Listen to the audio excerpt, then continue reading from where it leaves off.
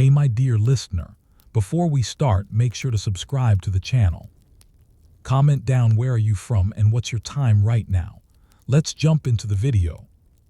Let us begin. Story 1. The Forgotten Marriage Contract of Eleanor of Aquitaine. In the early 12th century, nestled within the turbulent political chessboard of feudal Europe, marriage was rarely about love. It was land, lineage, and leverage. And few marriages better represent this than that of Eleanor of Aquitaine, whose matrimonial journey reshaped European politics for generations. You may have heard of Eleanor as a queen first of France, then of England, but few remember the marriage contract that began her journey at age 15. In 1137, Eleanor, already Duchess of Aquitaine, inherited one of the largest and richest territories in France. A prize too great for any nobleman, she was swiftly married to the heir of the French throne, Prince Louis Capet, soon to be King Louis VII.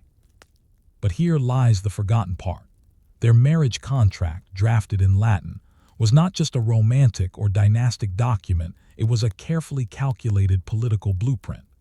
The scribes who penned it knew that this union tied more than two people, it connected two powerful realms. Eleanor's lands, which stretched from the Loire Valley to the Pyrenees, would theoretically merge with the French crown, dramatically increasing royal authority. And yet, the contract had deliberate ambiguities. It stated that Eleanor brought Aquitaine in dowry, but did not clarify whether it was to become permanent royal land or simply remain under her control during marriage. The subtlety was intentional. Medieval law, ever complex, often left room for future interpretation or manipulation. Why does this matter? Because who controlled Aquitaine controlled the balance of power in France.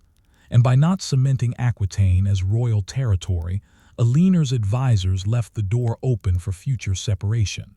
It was a bureaucratic gambit, the fine print of feudal politics. You might expect this marriage, politically potent as it was, to flourish, but the union was as cold and strategic as the stones of the cathedrals rising around them. Louis was deeply pious, a man more at home in a monastery than a marital bed. Eleanor, bold and sharp-tongued, was his opposite, worldly, educated, and politically astute. The contrast in personality was matched by a clash in priorities. Within 2 years, Louis was crowned king. Eleanor, now Queen of France, found herself constrained not just by the expectations of queenship, but by a husband whose religious fervor clashed with her courtly upbringing. He saw sin in silk, she saw strength in beauty. He sought confession, she sought conversation. Despite the church's ideal of marital harmony, the reality for noblewomen like Eleanor was rigid control. Queens were expected to bear sons, maintain virtue, and support their husband's reign. But Eleanor's role was more complex. She advised Louis, traveled with him on the Second Crusade, and often spoke her mind in public actions frowned upon by clerics and courtiers alike. But it is during the Crusade that their marriage began to unravel publicly. In 1147, Eleanor accompanied Louis to the Holy Land, leading the soldiers of Aquitaine. Few women traveled with such agency. Contemporary chroniclers, primarily monks, criticized her presence, calling her behavior scandalous and unbecoming. Rumors of her flirtations with her uncle, Raymond of Poitiers, further fueled the gossip. Whether true or fabricated, the impact was real. The sacred image of queenly obedience began to fray. And all the while, Aquitaine remained legally hers. Upon returning to France in 1149, the couple was more divided than ever. They had one daughter and no male heir. The marriage, cold and embittered, faced increasing pressure from both political and ecclesiastical authorities. By 1152, the annulment was finalized on the grounds of consanguinity, a claim of kinship too close for marriage, despite it being a common pretext for divorce among royalty. But the story doesn't end there. In fact, it barely begins. Just 8 weeks after the annulment, Eleanor was married again, this time to Henry Plantagenet, the future King Henry II of England. The speed was almost scandalous, but it was also strategic. Because here is the twist. Eleanor still held Aquitaine. It did not revert to the French crown. And by marrying Henry, Eleanor transferred this vast territory from the French royal family to its greatest rival. With one signature, she changed the fate of medieval Europe. That seemingly boring clause in her original marriage contract, the ambiguous phrasing around Aquitaine's status, now took on monumental significance. Because of that ambiguity, Aquitaine passed to England, laying the seeds of conflict that would erupt into centuries of war, including the famed 100 Years' War. Imagine how different European history might have been had a scribe chosen a different Latin verb, or if Eleanor's agency had been ignored, or if the church had refused her annulment. In the end, a marriage contract, not a battle, redrew the map. But Eleanor's story is far from over. Her marriage to Henry Plantagenet would prove even more tumultuous and more historically consequential. She would go from queen to rebel, from prisoner to matriarch of kings. But what drove Eleanor to remarry so quickly? Was it love, ambition, or pure survival? When Eleanor of Aquitaine married Henry Plantagenet in 1152, the ink on her annulment from King Louis VII of France was scarcely dry. At 30 years old, Eleanor was no naive bride. She had survived political scrutiny, religious condemnation, and a crusade turned sour. Her marriage to Henry was not a rebound, it was a bold political maneuver. Henry, just 19 at the time, was powerful beyond his years. His mother, the formidable Empress Matilda, had fought tooth and nail to secure his claim to the English throne. Through his father, the Count of Anjou, Henry already ruled large swaths of France. With Eleanor's Duchy of Aquitaine added to the map, Henry became the lord of a continental empire stretching from Scotland to the Pyrenees, an empire far greater than that of the French king. You may imagine their marriage as a grand alliance of power, and you would be right, but it was also volatile. Henry was as fiery as Eleanor was headstrong. Their union was filled with passion, yes, but also political tension, infidelities, and rebellion. Still, at first, they were a ruling powerhouse. By 1154, just 2 years after their marriage, Henry became King Henry II of England, and Eleanor was crowned queen once more. The speed of his rise was extraordinary. Barely 21, he ruled a kingdom and controlled more of France than the French king himself. And Eleanor, she was no passive consort. She immediately assumed control over her own lands in Aquitaine, where she governed semi-independently from her husband. In an era when queens were expected to be quiet and fertile, Eleanor was administrative, literate, and politically cunning. In Poitiers, she established a lively and sophisticated court. Some claim it was here that the courts of love flourished, ceremonial gatherings where questions of romance and chivalry were debated by nobles, particularly women. Though historians now believe the courts were likely more myth than reality, they reflect the spirit of Eleanor's domain, cultivated, courtly, and distinct from the feudal brutality that characterized the rest of Europe. Yet Eleanor's influence was not confined to cultural ideals. She governed lands, she raised armies, she shaped the destinies of kings. And she bore 8 children, among them some of the most famous figures in English history: Richard the Lionheart, King John of Magna Carta fame, and several powerful daughters married into European nobility. In a time when childbearing defined a woman's legacy, Eleanor was unusually successful and politically savvy in shaping her children's futures. But the marriage was not stable. Henry, brilliant though he was often unfaithful. His most well-known mistress, Rosamund Clifford, was openly acknowledged, and stories of Eleanor's humiliation abound in medieval lore. In an age when queens were expected to endure quietly, Eleanor was not silent. She withdrew from the English court and returned to Aquitaine, where she resumed governance on her own terms. Still, the most extraordinary act of defiance came in 1173. Eleanor did the unthinkable. She supported her sons in rebellion against their father. The reasons were many. Henry refused to grant power to his adult sons, instead hoarding control. He alienated his wife and daughters. Eleanor, feeling sidelined and likely concerned for the future of her duchy, threw her political weight behind the revolt of the young kings, a coordinated uprising by her sons Richard, Geoffrey, and the young Henry against their father's rule. In medieval chronicles, Eleanor's rebellion was depicted as monstrous, a mother turning against her husband, a queen wielding arms, a woman overstepping. Yet from a modern lens, it appears more as a desperate act of autonomy. Eleanor wanted to ensure that her lands and her legacy would not be absorbed or diminished by Henry's iron-fisted centralization. The rebellion failed. Henry's forces prevailed, and Eleanor was captured and imprisoned.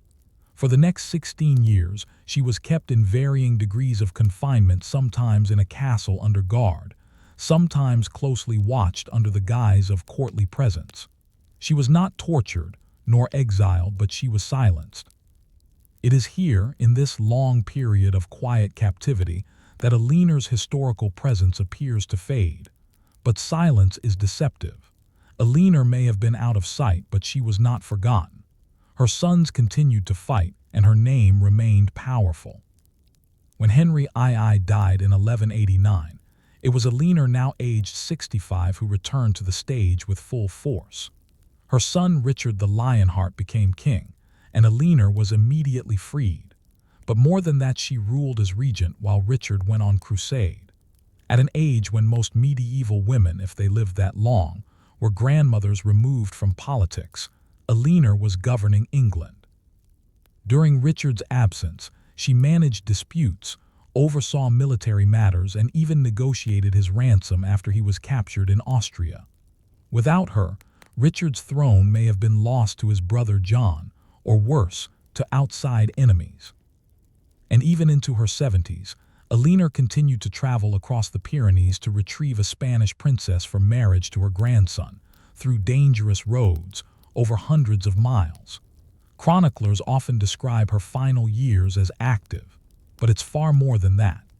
Eleanor remained a political operator, diplomat, and matriarch, nearly until her death at the age of 82. In the end, her marriages shaped the very structure of medieval European power. Her land Aquitaine was a cornerstone in the Plantagenet Empire. Her children became monarchs, queens, and consorts. Her political sense outlasted husbands and wars. And all of it began with a marriage contract carefully worded in 1137, one that preserved her land, autonomy, and legacy. But the question remains, was Eleanor simply exceptional, or was she a product of a forgotten world where queens had more power than we remember? By the time Eleanor of Aquitaine retired to the abbey at Fontevraud in the final years of the 12th century, she had lived through 3 reigns, 2 crusades, and nearly a century of upheaval and transformation in the medieval world. Few women in European history before or since have navigated such vast shifts in political, cultural, and dynastic power. But as is so often the case with powerful women in history, her story became quiet, her legacy flattened into fragments. A queen, a patroness of love poetry, the mother of Richard the Lionheart. What is rarely appreciated is how Eleanor redefined queenship itself in an age when the role of a woman was publicly ceremonial and privately reproductive. After Richard ascended the throne in 1189, Eleanor did not retreat into obscurity. At age 65, she was appointed as regent during his absence on the Third Crusade. This was not symbolic authority. She governed. She issued writs, managed revenues, negotiated with barons, and confronted the threat posed by her youngest son, John, who plotted against Richard during his absence. When Richard was captured by the Duke of Austria in 1192, Eleanor coordinated his ransom, an enormous sum of 150,000 marks, equivalent to several years' worth of royal income. She raised the funds through increased taxation, the sale of royal lands, and by appealing to religious institutions and nobles for support. The task required deft political negotiation, logistical organization, and sheer persistence. She did not just preserve the throne, she preserved the continuity of the Plantagenet realm, which without her may have shattered into competing baronies, rebellions, and foreign takeovers. It's worth reflecting on the sheer logistical burdens of power in the medieval world. There were no rapid communications, no standing bureaucracy to fall back on. Authority traveled slowly, tied to horses and parchments. That a leaner managed an empire from horseback and abbey offices is not merely impressive, it is evidence of hard-earned administrative skill. And still, after all the power she held, she chose to retire to Fontevraud Abbey, a place deeply connected to her family. She had long supported the abbey, helping it grow into a spiritual and cultural center.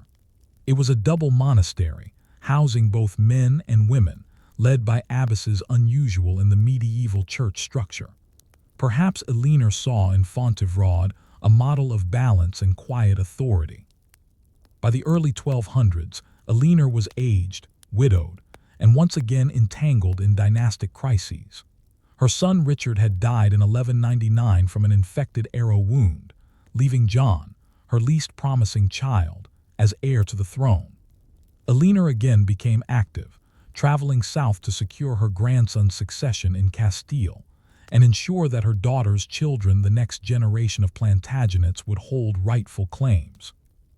Even in her 70s, she traveled through war-torn roads in northern Spain, negotiating marriages and securing political stability. Her final years were filled with political activity, even as her health declined. She died in 1204 at about 82 years old and was buried at Fontevraud Abbey beside Henry II and Richard the Lionheart. The effigies still lie there, stone representations of the dynasty she built, quietly resting in the place she chose. What did it mean for a woman like Eleanor to hold so much power, yet be remembered so quietly?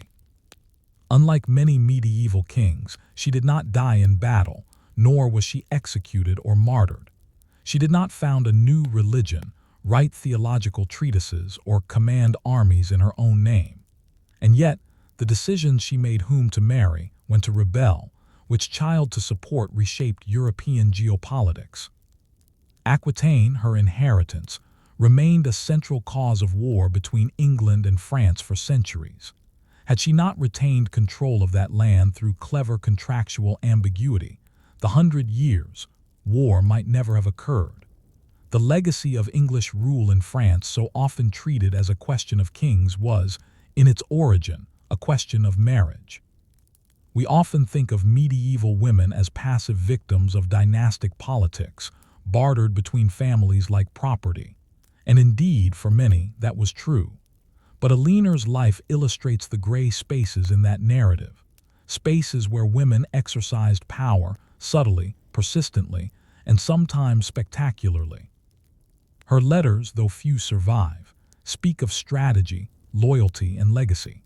Her patronage of poets and chroniclers gave rise to the ideal of courtly love, though Eleanor herself would have seen love as a matter of diplomacy, danger, and calculation. She is sometimes described as the grandmother of Europe, due to the marriages of her children and grandchildren across the continent. But she was more than a matriarch. She was an administrator, rebel, and ruler, shaped by the structures of medieval law and the opportunities presented by ambiguous contracts.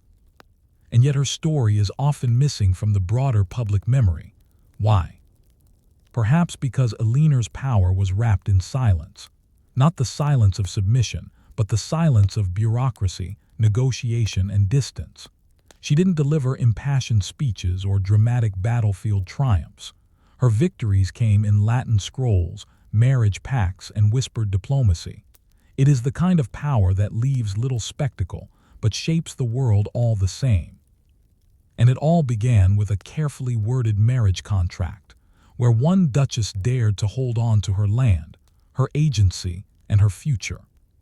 So when you hear of kings who ruled and wars that raged, remember that behind one of the greatest empires of medieval Europe stood a woman who knew the power of paper, timing, and resolve.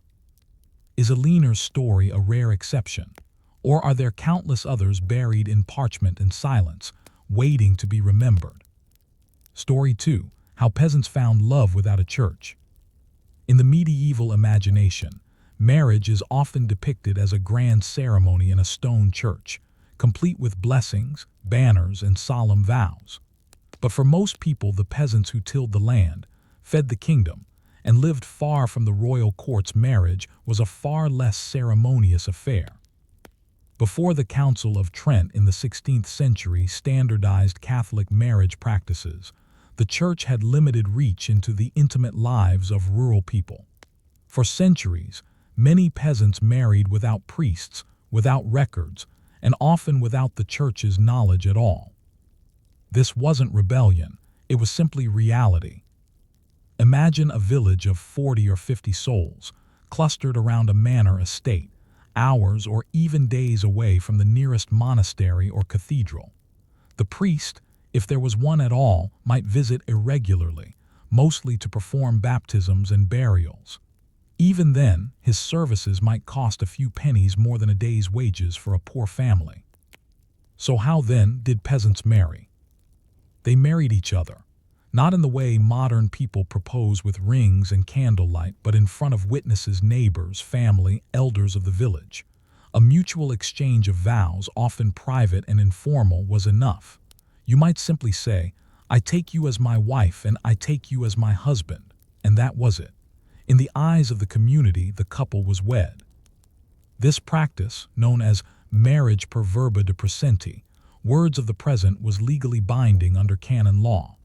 As long as both parties were free to marry and consented, it was valid, even if it lacked a priest or ceremony. What truly made the marriage official wasn't the blessing of the church, but the knowledge of the village.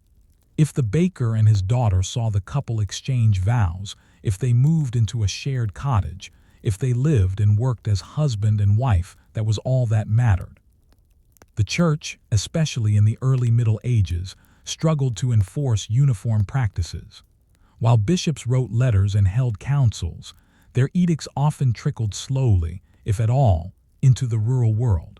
For centuries, love and partnership among the poor were shaped less by doctrine than by custom and survival. Marriage was, at its core, a household arrangement. A man might need a woman to help manage livestock, to tend the garden, to bear children. A woman might seek a man who had land, a cottage, or simply strong arms for the harvest. These were not romances of troubadour songs, they were partnerships of necessity. And yet love was not absent. In manorial court records and village tallies, we find glimpses of affection. A man who gifted his only chicken to a girl's family in courtship, or a woman who refused a suitor even when pressured by her kin. In 13th century England, court rolls reveal that young couples often ran away together, declared themselves married, and returned home expecting the community to accept it. Many did. But this autonomy came with tension. As the church extended its reach, especially from the 12th century onward, bishops and clerics began to crack down on irregular marriages. They argued that a union without a priest was spiritually suspect, that it failed to uphold the sanctity of sacrament. But these arguments didn't always align with reality. One example comes from a 14th century French village where a woman named Beatrice claimed to be married after exchanging vows with her partner in the woods. There was no priest, no witnesses, but when he left her for another, she brought him to the manorial court. The court, after hearing both sides, sided with Beatrice. The private exchange of vows had been sufficient, even without church oversight. Courts, both ecclesiastical and secular, were often caught in the conflict between custom and canon law. The church wanted uniform, sacramental marriage. The people wanted unions that matched the rhythms of rural life. Marriage also intertwined with land and labor. A couple might inherit a strip of land from the village lord, a reward for setting up a household. Sometimes, young lovers needed the lord's permission to marry, especially if one was a bond tenant. Lords viewed peasant marriages through an economic lens. A married couple meant labor stability, more children, and thus more future workers. And yet, not all unions were welcomed. If a marriage occurred without the Lord's approval, or if it disrupted feudal obligations, the couple might face fines. In extreme cases, the marriage might be invalidated by force, with the woman returned to her family and the man fined or whipped. Still, enforcement was patchy at best. In most villages, elders or kin groups handled disputes quietly. Community knowledge was the currency of legitimacy, far more than clerical authority. One recurring theme in records is the concern for consent. While modern marriage is built upon mutual willingness, in medieval times, consent was sometimes assumed by action rather than words. If a couple shared a bed, lived together, and bore children, that was often taken as de facto proof of a marital bond. But what if one party denied it? This is where things became murky. In the manorial courts of 13th century Norfolk, there are numerous cases of women suing men for seduction under promise of marriage. A man might claim a woman was merely his servant. She might claim they exchanged vows. The courts had to weigh testimony, rumor, and cohabitation, a reminder that marriage was not a single moment, but a social performance over time. We also see cases where communities forced a marriage after the fact, particularly if a pregnancy resulted. The man might be summoned, shamed, or pressured to take the woman as his wife. These forced unions, while not officially sanctioned by church doctrine, were pragmatic solutions in a world without paternity tests or social services. In the rural world, marriage had little to do with white dresses or grand declarations. It was about survival, shared work, and continuity. The wedding might be a small meal or a communal ale brewed for the occasion. The union itself was less a moment and more a process, living together, being seen together, and raising children together. By the 13th and 14th centuries, church reformers were trying harder to formalize marriages, requiring bans, public announcements, church witnesses, and priestly blessings. But these changes rolled out slowly and met resistance. Some peasants began to comply, especially those closer to towns. Others ignored the rules altogether. For them, love and commitment were not housed in a church, they were found in shared bread, muddy fields, and quiet cottages, far from the eyes of bishops. This leaves us with a curious question. When does love become marriage, and who decides? The church, the community, or the couple themselves? In the vast medieval countryside, where fields stretched into fog and seasons shaped the rhythm of life, marriage was not just a moral or spiritual institution. For most peasants, it was a survival strategy. Love, while real and occasionally tender, was rarely the primary driver of union. A peasant couple's bond was forged in labor, negotiation, and kinship, not roses or poetry. Their days began before dawn and ended only when the fire burned low. In such a world, a marital partner was first and foremost a co-worker, a shared body for toil. Let's consider how that played out.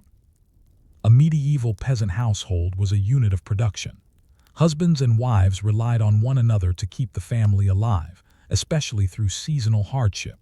The man might work the fields, plow, or manage the livestock.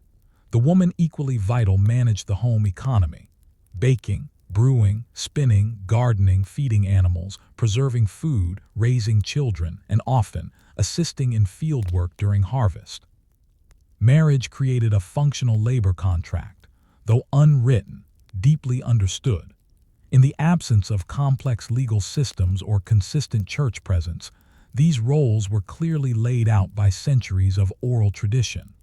And despite church teachings about the subordination of wives, rural life made reciprocal respect more practical than hierarchy. Interestingly, in many parts of Europe, especially in northern regions, women retained some degree of economic independence. They could own tools, trade in marketplaces, and even manage land in their husband's absence. In towns, widows often took over workshops or stalls, but even in villages, a wife could be entrusted to sell surplus eggs or woven goods, collecting and managing coin. In this sense, peasant marriage was an economy of shared burden. Love was not excluded, but it was not idealized. The emotional bond, if it existed, was built slowly through years of work, hardship, and raising children together. The manorial records of England, France, and parts of the Holy Roman Empire show countless examples of peasant couples jointly appearing before courts petitioning for land use, resolving disputes with neighbors, or being fined for breaking communal rules. Their unity in action reflected their shared legal and economic identity. And yet tensions existed. Disputes between husbands and wives occasionally reached manorial courts. Complaints of beatings, abandonment, or adultery did occur. Though women had limited recourse, community pressure and kin involvement often played a role in resolution. In some places, particularly after the 13th century, church courts began hearing more domestic cases, especially those involving questions of validity. Was the marriage real? Was there true consent?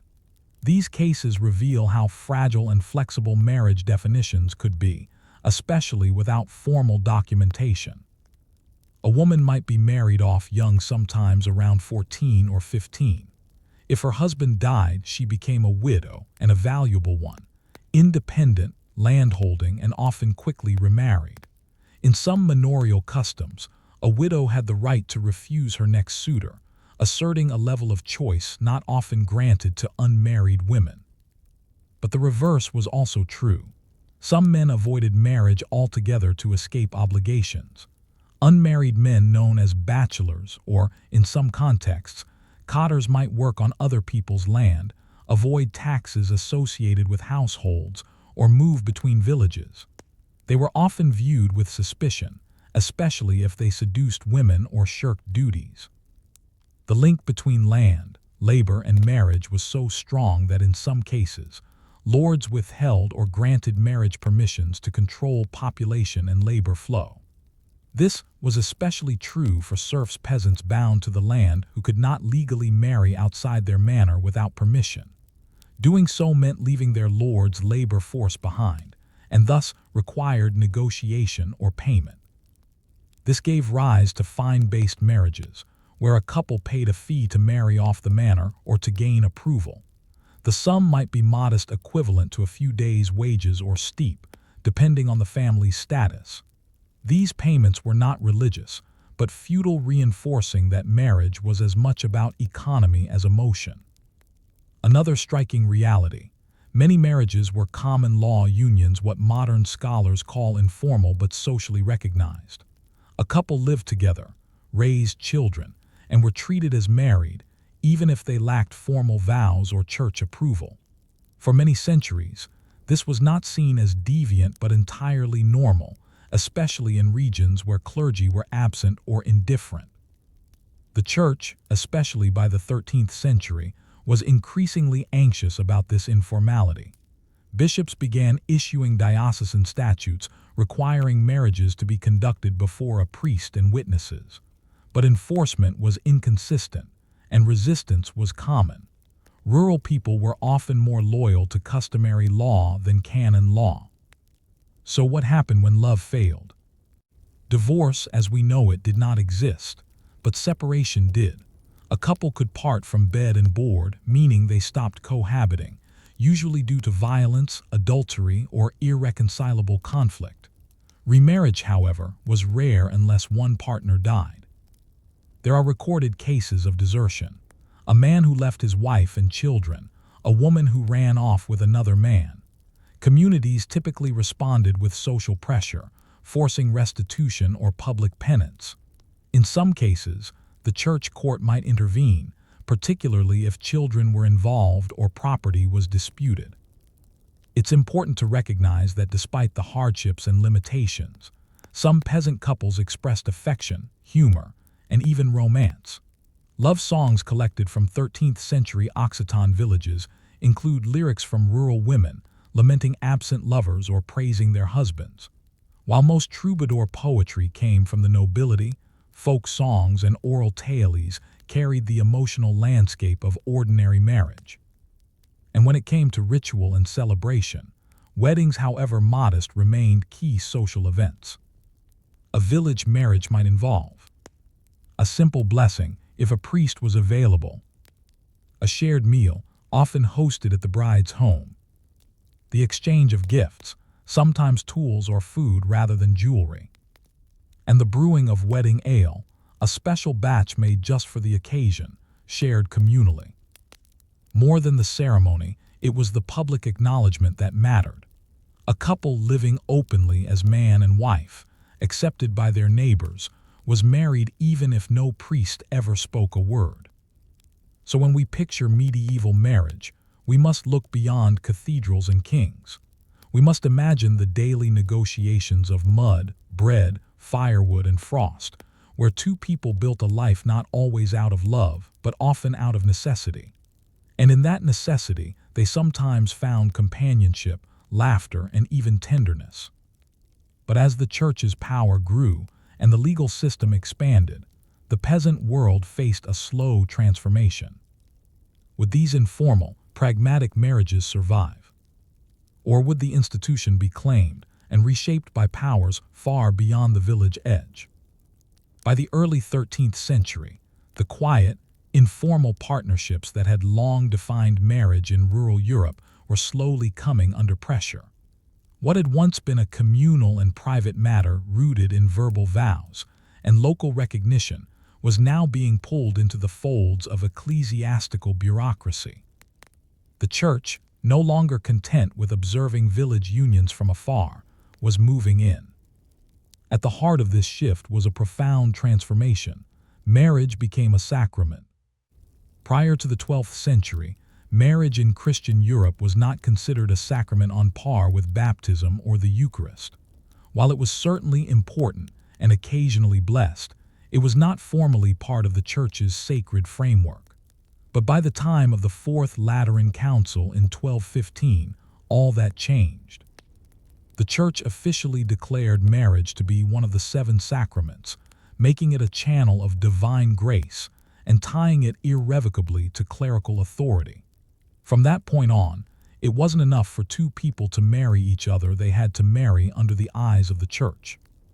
This meant a priest should officiate the union. Bans, public announcements, must be proclaimed 3 times before the wedding. Witnesses must be present to verify free consent. Marriages should ideally be recorded in parish books, though those wouldn't be common until much later. But while the ideal was clear, the reality was slow, fragmented, and met with resistance, especially in the countryside. For peasants, the concept of a church wedding often conflicted with economic, social, and geographic barriers. Churches were few and far between. Priests charged fees. Travel took days. For many, the sacrament of marriage was simply out of reach, both literally and financially.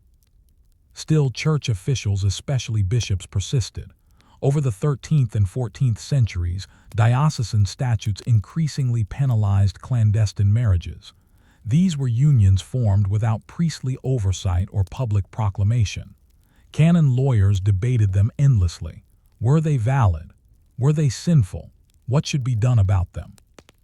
Ironically, church doctrine still acknowledged that private, consensual vows, per verba de presenti, created a valid marriage. So while the church discouraged informal unions, it could not completely invalidate them. This created a deep tension between doctrine and enforcement, a gray area where countless rural couples continued to exist. One of the church's chief concerns was forcible or coerced marriage, particularly of young girls.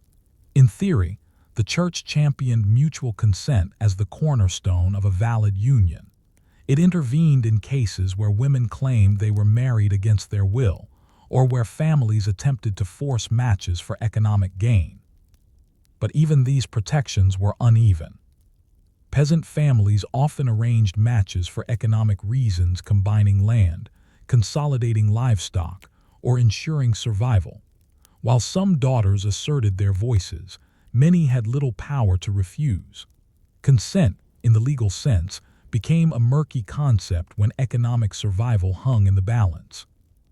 In response, church courts sometimes nullified marriages based on lack of consent, but only when the woman or man came forward to contest it. Most did not.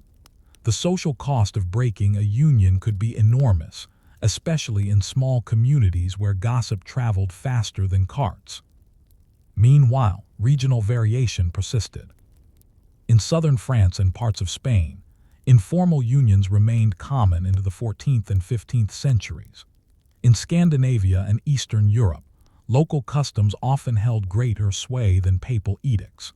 It wasn't until the Council of Trent in 1563, centuries later, that the Catholic Church formally required all marriages to be performed in front of a priest and two witnesses to be considered valid. But that was still in the future. Back in the 1300s, in the shadow of manorial barns and thatched homes, old practices lingered. In these places, a couple might exchange vows beside a hearth or under a tree. Neighbors and kin might celebrate with shared bread, ale, and song. No priest might ever know, yet the union was real and lifelong. Sometimes these couples came under scrutiny. A local priest might accuse them of sin, or a rival family might question their legitimacy. In such cases, church courts were often asked to retroactively validate a marriage. If both parties confirmed their vows, the union was typically recognized. This process, called convalidation, was a middle ground, a way to bring informal marriages under church control without undermining local customs entirely. The growing reach of church power also came with an emphasis on morality and discipline. Sermons warned against fornication, adultery, and cohabitation without a proper wedding. Clerics increasingly framed marriage as a remedy for sin, a God-given outlet for sexual desire that needed to be carefully regulated. In doing so, they imposed new moral language on ancient customs. What had once been a private act between consenting peasants now became a battleground of legitimacy. Yet many rural people remained indifferent or simply unaware. Church teaching spread slowly, especially in regions with limited clergy or low literacy. In some places, village priests themselves quietly tolerated informal unions, recognizing their social and economic necessity. Meanwhile, the role of the priest evolved. Once seen mainly as a spiritual guide, he now became a legal figure, someone who recorded unions, managed disputes, and upheld canonical rules. His authority in village life grew, often at the expense of older kin-based decision-making. This clerical shift was not universally welcomed. Some villagers saw priests as interlopers in family matters. Others resented the cost of church weddings or the requirement of formal ceremonies. Conflicts occasionally erupted between secular lords and clerical authorities, especially when marriage affected land inheritance or labor obligations. For women, the church's increasing involvement was a double-edged sword. On one hand, church courts could protect a woman from an unwanted marriage. On the other, they often enforced obedience, chastity, and submission once the marriage was formed. A married woman was expected to be faithful, industrious, and silent in public affairs. Her value was tied to her fertility, her moral conduct, and her willingness to follow her husband's authority. Yet history is filled with examples of peasant women who navigated marriage on their own terms, negotiating dowries, managing household finances, raising children, and occasionally standing up to unjust husbands in court. So by the dawn of the 15th century, peasant marriage had become something new. It was still a tool for survival, still rooted in shared labor and seasonal rhythms, but it now bore the marks of clerical intervention rules, records, and rituals. What had once been entirely within the hands of couples and communities was now monitored by priests, lawyers, and bishops. And though many still married by custom, the church's version of matrimony, sacramental, controlled, and sanctified, was gaining ground. Over time, the old ways would fade. But in the quiet corners of medieval Europe, where oxen trudged and bells tolled faintly in the distance. Some lovers still whispered vows under starlight with no witnesses but the trees and the fields. In the end, what is a marriage? A public contract, a sacrament, or a promise shared between two people regardless of who is listening. Story 3. The Papal War on Clandestine Marriages. In the flickering candlelight of late medieval Europe, couples whispered words of commitment not in front of altars, but behind barns, beneath trees, or in kitchens after their families had gone to bed. These were clandestine marriages, private, unrecorded, and dangerously common. To the Church, they were a problem. By the 12th and 13th centuries, the Catholic Church had already declared marriage a sacrament, governed by canon law and overseen by clerical authority. But in practice, many couples continued to marry in secret, away from priests and without witnesses. They did so out of love, rebellion, desperation, or convenience. The papacy, increasingly central to religious life across Europe, viewed these hidden unions with growing alarm. Clandestine marriages posed a threat not only to spiritual discipline, but also to legal order. They created ambiguity about property, inheritance, and legitimacy. If a man could secretly marry one woman and then publicly marry another, how could the Church and society maintain control over the family structure it so heavily endorsed?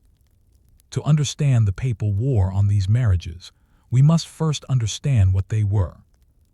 A clandestine marriage typically involved two people who exchanged verbal vows of present consent, saying something like, "I take you as my wife," and "I take you as my husband." In canon law, this was enough to create a valid bond, even without a priest or witnesses. The Church had long upheld that mutual consent alone formed a marriage. But therein lay the problem. That same doctrine, intended to emphasize free will and protect couples from forced unions, also made it possible to secretly marry without any formal oversight. Couples used this loophole to their advantage. Lovers might wed without their parents' approval, without a dowry arrangement, or without the knowledge of others. In some cases, married individuals falsely denied having ever wed someone, plunging courts into chaos. Take, for example, the case of Agnes and Peter in 14th century England. Peter claimed he never married her. Agnes insisted they had exchanged vows and consummated the union. With no witnesses, the ecclesiastical court had to interrogate neighbors, examine habits, and weigh character, essentially turning romantic ambiguity into legal judgment. This ambiguity deeply unsettled the church hierarchy. Bishops across Europe lobbied for stronger regulations. They issued diocesan statutes requiring marriages to be public, performed by a priest, and preceded by the proclamation of bans announcements made in church on 3 consecutive Sundays, declaring the intent to wed. These announcements served 2 purposes: to give the community time to raise any objections, such as a pre-existing marriage or kinship, and to make the union public, thus denying the possibility of secrecy. Still, enforcement was difficult. People married in fields, in inns, in each other's homes. Sometimes the only witnesses were sympathetic friends or complicit family members. The church punished these unions when discovered, but the practice was widespread. Even nobles were guilty. In fact, clandestine marriage was not a peasant problem alone. Noble families used secret weddings to dodge political obligations. A second son might secretly marry a baron's daughter to claim land rights. A widow might remarry quickly to retain her dower. In one case, a French nobleman pretended to wed a woman only to bed her later, denying the marriage in court, claiming it was a joke. The church, furious, declared the marriage valid and ordered him to treat her as a lawful wife. The 13th century saw increasing efforts by the papacy itself to root out these clandestine unions. Pope Innocent III, arguably one of the most powerful pontiffs in medieval history, was especially concerned. He pushed for greater clerical oversight, emphasizing that marriages should occur in the face of the church, meaning in public, with priests and witnesses present. Under his leadership and successors, canon law was expanded to codify the proper form of marriage. Consent must be free and mutual. It must be expressed in public. And parental consent, while encouraged, was not legally required, but priestly presence was strongly preferred. Yet paradoxically, the church refused to declare clandestine marriages invalid. Why? Because to do so would contradict centuries of teaching that consent created marriage. If they changed this, they risked undermining their own authority. So instead, the church declared such marriages valid but illicit, legally binding, but sinful and punishable. This compromise only added to the confusion. In courts across Christendom, scribes recorded cases where women claimed to be married in secret and sought recognition. Some were upheld, others were rejected. Men, too, used the ambiguity, some to deny responsibility, others to secure relationships outside family interference. In many cases, it came down to witnesses. If anyone had heard the vows or seen the couple living as husband and wife, it could tip the scales. In a striking 15th century case from Flanders, a woman named Lisbeth claimed her neighbor, Jan, had married her under a tree one summer evening. Jan denied it. The court summoned farmhands who had seen them together, including one who testified they shared a bed, as if they were man and wife. The court ruled in Lisbeth's favor. But these decisions were exhausting for church courts, who were inundated with marriage disputes. Bishops across Europe began calling for reform. The pressure would eventually culminate in the Council of Trent, 1545-1563, which finally decreed that a marriage was only valid if performed in front of a priest and witnessed by at least 2 other people. This Edict Trent's Tammany decree effectively ended the legality of clandestine marriages in Catholic Europe.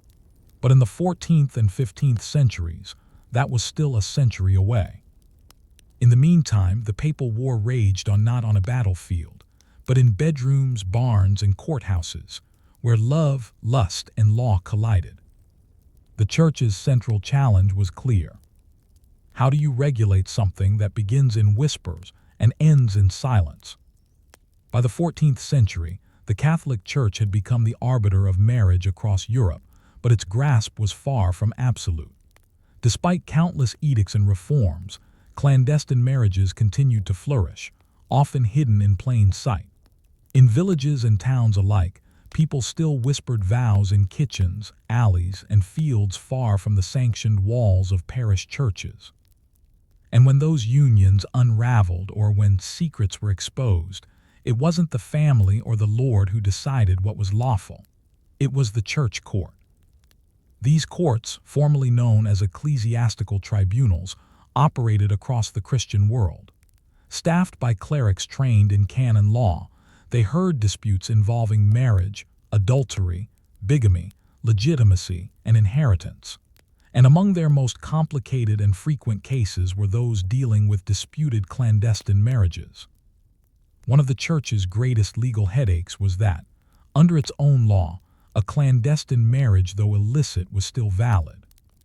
If a man and woman said the right words, "I take you as my wife," "I take you as my husband," with clear intent and mutual consent, the church had no choice but to recognize the marriage, even if no priest was present and no one else heard it.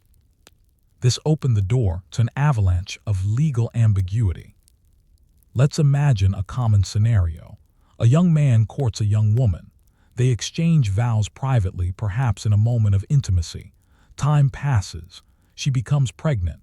He disappears and denies they were ever wed. She brings the matter before the local bishop's court, claiming they exchanged vows of verba de presenti present tense consent. He insists they never did. There were no witnesses. Now the bishop must decide between competing memories. Is the woman lying to cover her shame? Is the man lying to avoid responsibility? Or is there some truth to both stories, muddled by time, fear, and social pressure. In these cases, courts sought corroborating evidence. Had the couple been seen together frequently? Did they cohabit? Were there love letters, promises of marriage? Did anyone overhear their conversations? Often these cases devolved into he said she said battles, relying on local gossip, community testimony, and character references. Sometimes a single witness, a midwife, a cousin, a neighbor could tip the balance. Other cases involved false promises of marriage, where men seduced women by vowing to wed them later. The woman, believing she was betrothed, might consent to sex, only to be discarded. Here, the line between seduction and sacramental intent became legally critical. One famous example comes from a 15th century English court roll.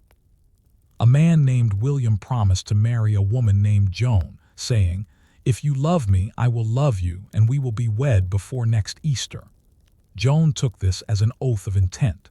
They slept together. William later denied any promise and married another woman. Joan sued for recognition of their marriage. The court determined that William's words were verba de futuro, a promise of future marriage, not present consent and thus not binding. The sex, then, was considered fornication, not consummation of a valid union. William was fined, but Joan was not awarded marital recognition.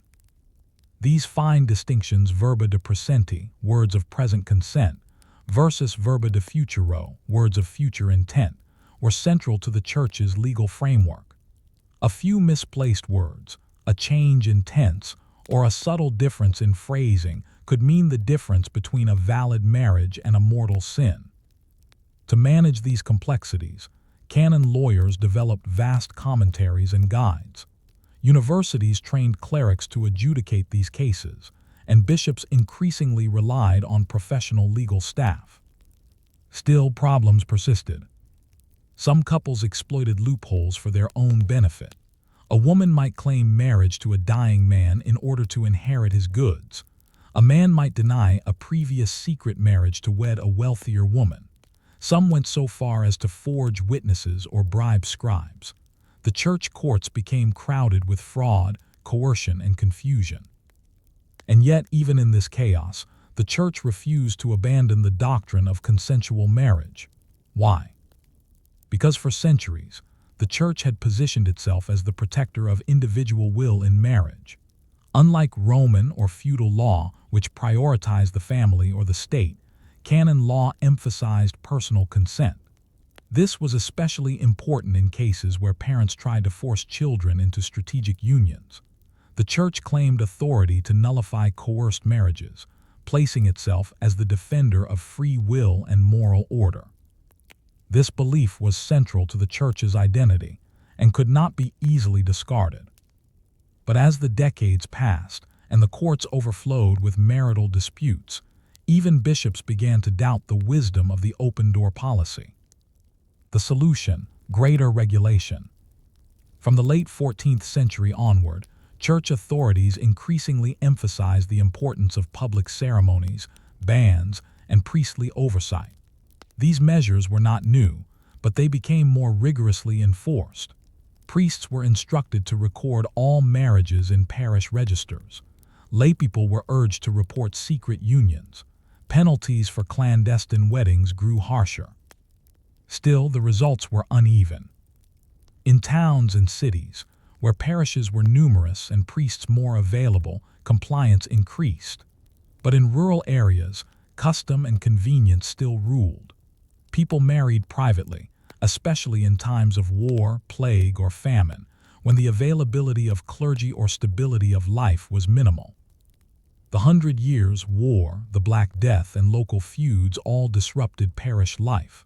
In some regions, entire generations passed without proper record-keeping.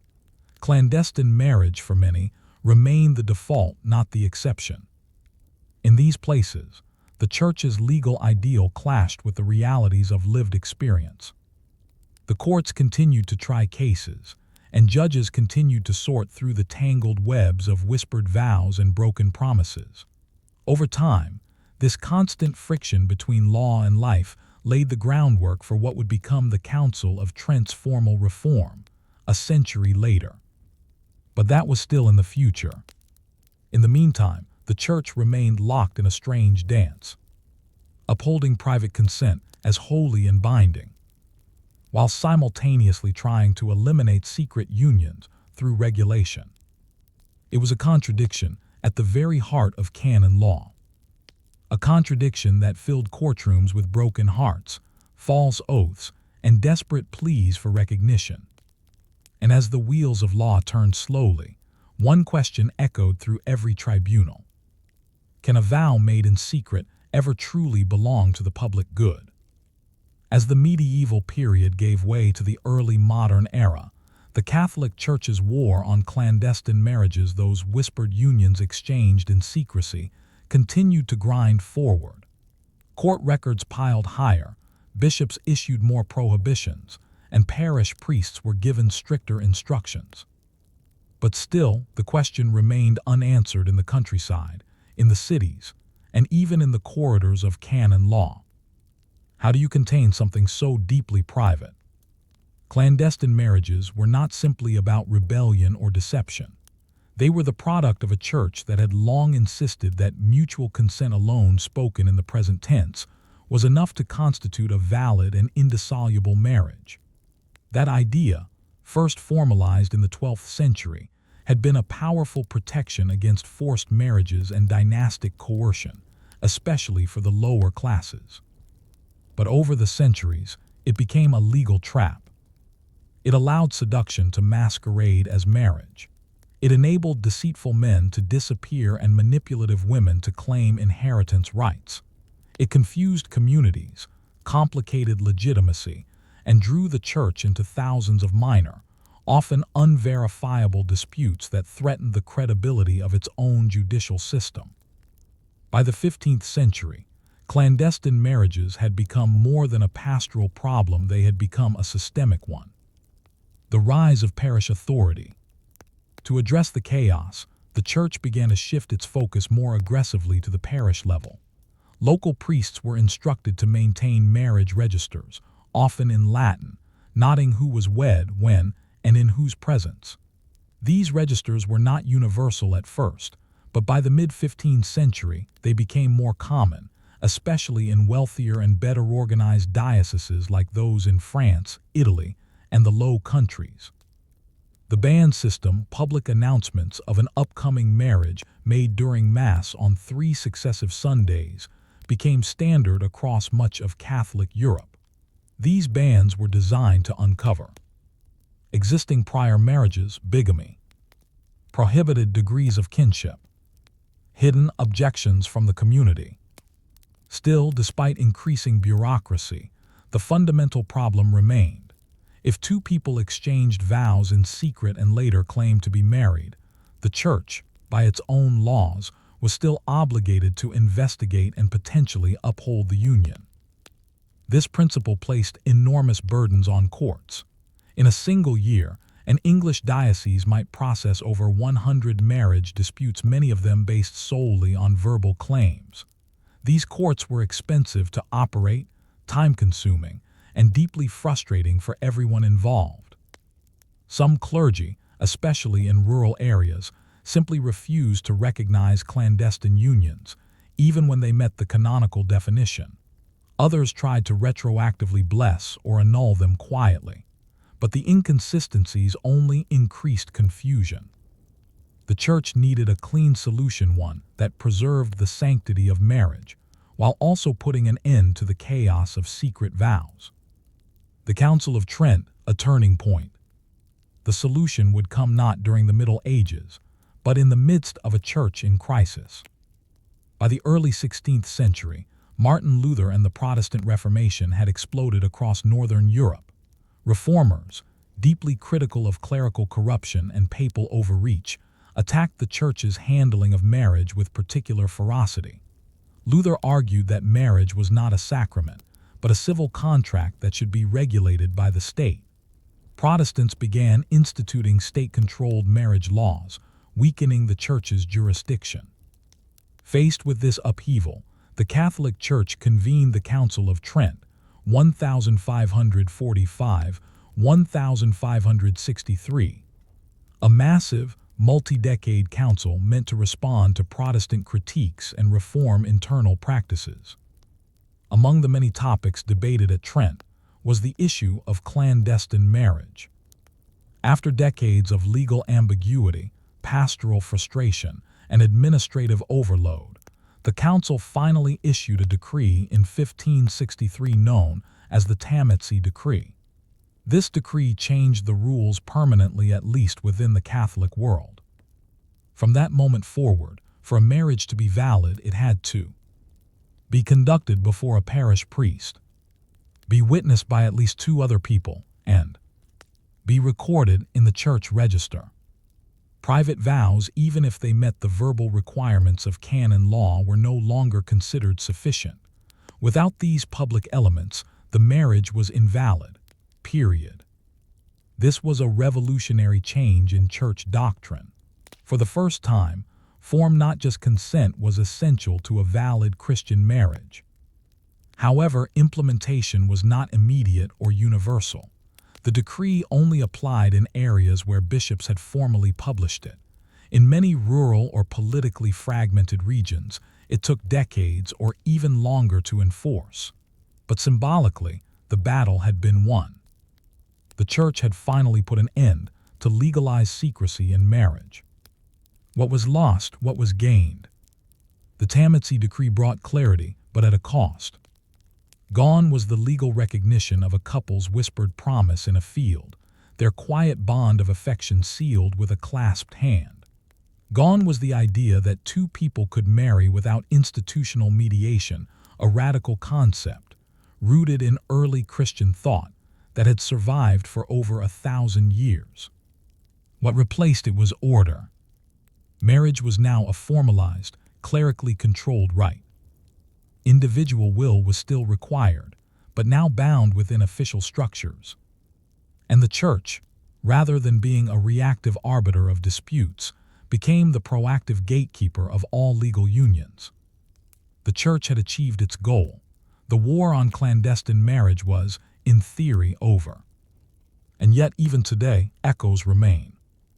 In some parts of Europe well into the 18th and 19th centuries, secret marriages still occurred, particularly in politically volatile regions or among couples who feared family interference.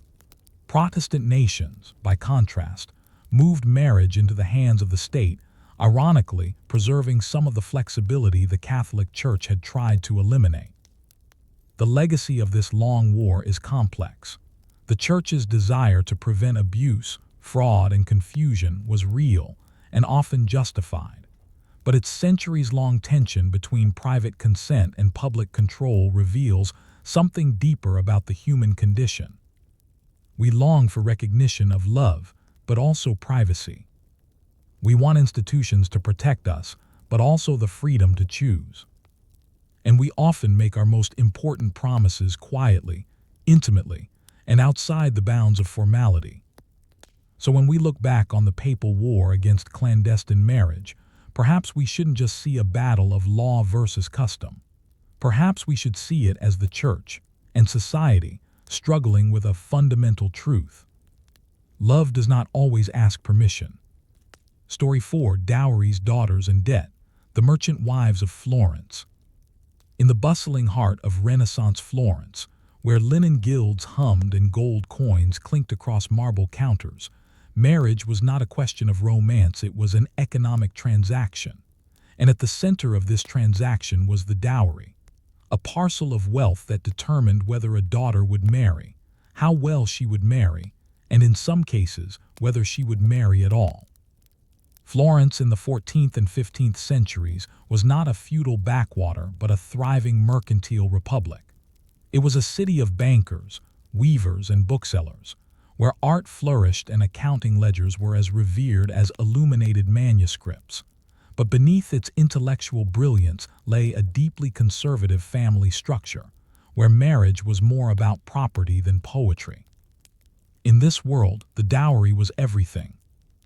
A dowry was the wealth, money, land, jewelry, or goods that a bride's family transferred to the groom's household at marriage. It was meant to support the wife in her new home and serve as a kind of insurance. But in Florence, it evolved into something more. A financial instrument so central to the economy that entire banking houses invested in and managed dowries like corporate assets. And so, to marry a daughter meant paying into a system that rivaled the Florentine treasury in complexity. The numbers behind a wedding. By the late 14th century, dowries in Florence were often staggeringly high. Middle-class families might pay 300 to 800 florins, a small fortune. For wealthy merchant families, dowries could exceed 1,000 or even 2,000 florins. To put this in perspective, a skilled laborer might earn 25 florins a year. This created an extraordinary financial burden. Fathers with multiple daughters often faced a crushing dilemma. How many could they afford to marry off? Which daughter would marry, and which would be sent to a convent not necessarily out of religious devotion, but because it was cheaper than marriage? One Florentine father wrote in his account books that his second daughter was promised to the Lord, not because she showed spiritual calling, but because he could not raise a proper dowry in time. The city recognized this problem and, in a rare fusion of public policy and private love, created a civic institution, the Monte del Doti, or Dowry Fund, established in 1425. This fund allowed families to deposit money for their daughters' dowries with the city, which would then invest it and return a larger sum at the time of marriage. It functioned like a municipal marriage savings plan, with fixed interest rates and government oversight. The dowry fund had strict rules. Funds had to be deposited years before the girl married. The marriage had to be consummated before the dowry was paid out. If the girl died or failed to marry by a certain age, the money returned to the city. While the system helped stabilize marriage costs, it also commodified daughters further. They were now investments tied to long-term municipal bonds. A young girl's future could be charted in a ledger before she ever met her intended husband. Marriage as a family strategy. In Florence, as elsewhere in Italy, marriage was not about two people, it was about two families. When a daughter married, she left her natal home and became part of her husband's family. The dowry she brought served as her contribution to the household economy. In return, she gained status, protection, and the possibility of motherhood. But she did not retain control of her dowry. In most cases, the husband managed the dowry, using it for investments, trade, or real estate. If he died, the widow was entitled to reclaim her dowry, but often only after legal wrangling and years of delay. This made the dowry a double-edged sword. It gave a woman a financial stake in marriage, but rarely financial agency. Moreover, dowries weren't always paid in cash. Sometimes they included wool or silk, furniture, jewelry, land or rental property. Inventories from marriage contracts list 2 silver spoons, 1 wool-covered mattress, a necklace of coral beads, as part of a dowry. These items were meticulously recorded, valued, and enforced by notaries, essential legal actors in Florentine marital life. The bride's role in the economic equation. A young woman's life in Florence was shaped by her dowry from the moment of birth. Wealthier families began arranging matches early, sometimes by age 10 or 12, with formal betrothals signed by notaries. A typical bride married between ages 15 and 18. Her husband might be 10 to 15 years older. The marriage negotiations involved the father of the bride, the groom or his father, a dowry broker occasionally, and a notary. The bride herself was rarely involved in any substantive way. Her primary role was to be present, later to bear children, and to uphold the honor of both families. Still, not all women were passive in this system. Widows, for example, often reclaimed their dowries and reinvested them, sometimes remarrying or managing property independently. Letters and account books survive from women who haggled with their late husband's brothers or sons for rightful claims.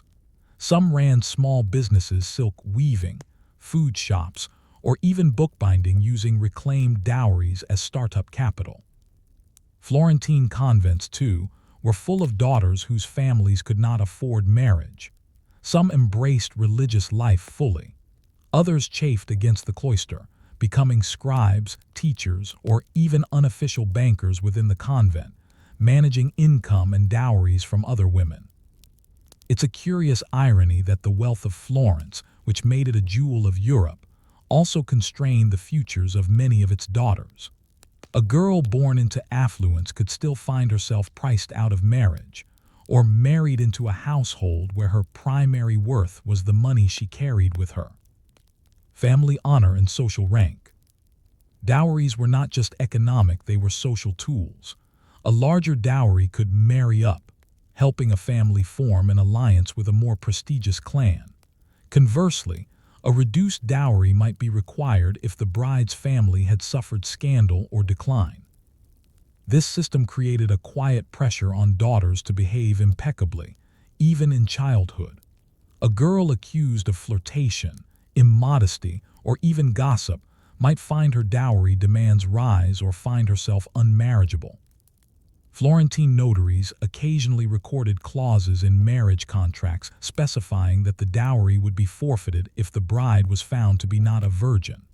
These were harsh, invasive clauses, and while they were not always enforced, they reflected a legalistic approach to honor, gender, and control.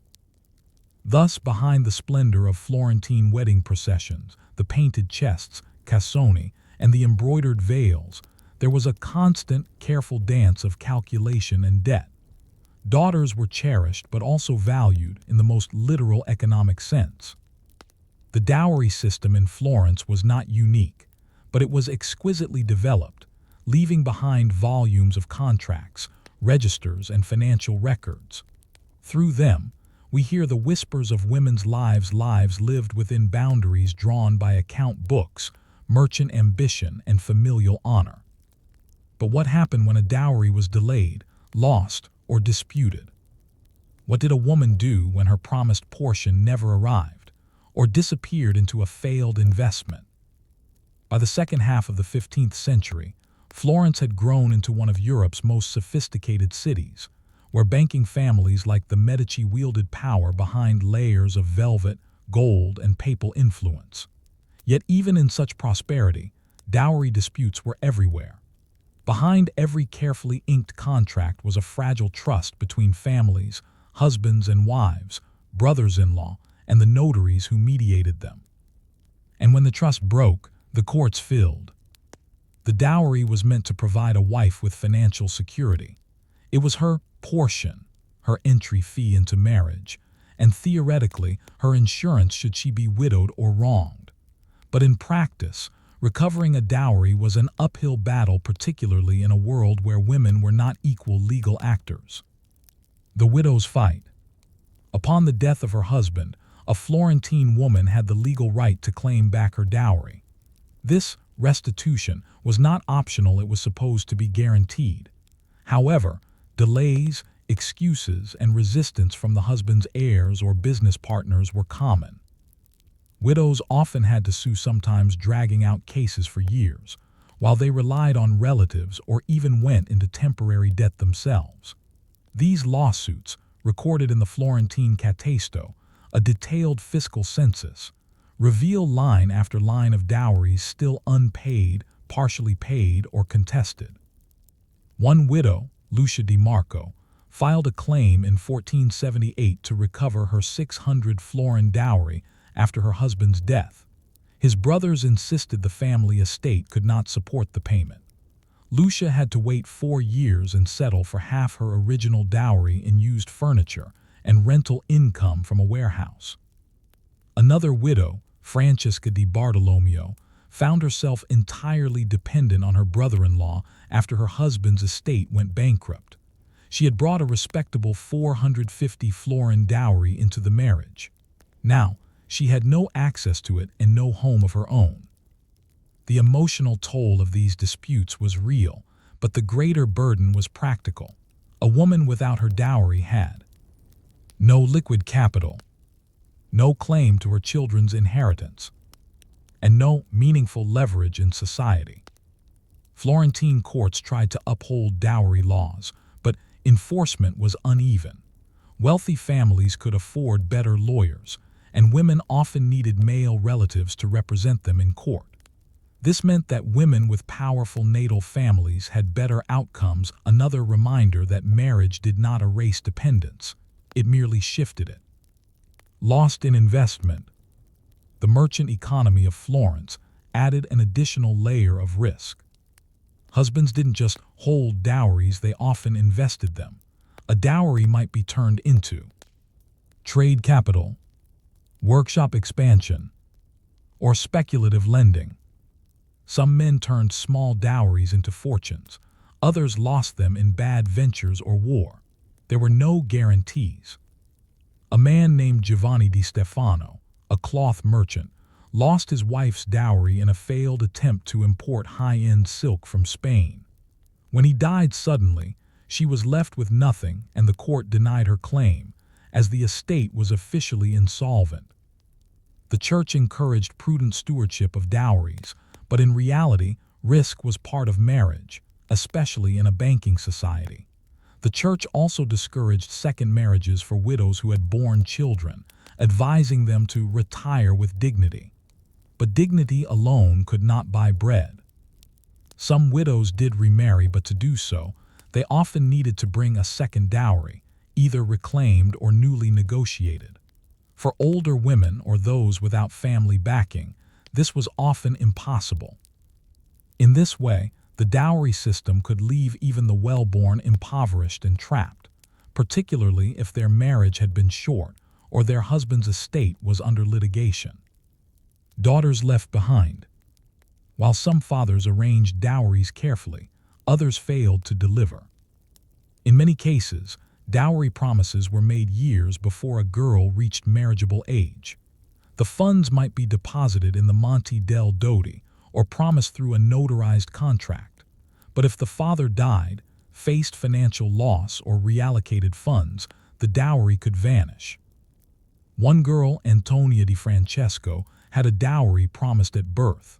But by the time she turned 17, the family's fortunes had shifted. Her father had taken on debts during a failed wool venture, and her dowry account had been quietly drained. Her engagement collapsed, and she entered a convent not by calling, but by necessity. Another case in the late 1400s involved a young woman whose father promised a 400 florin dowry, but paid only half at the time of marriage. The husband's family sued after 2 years of marriage and no full payment. The wife was returned to her natal family, and the marriage annulled despite the couple's mutual affection. This legal ability to annul marriages for unpaid dowries reveals the stark truth.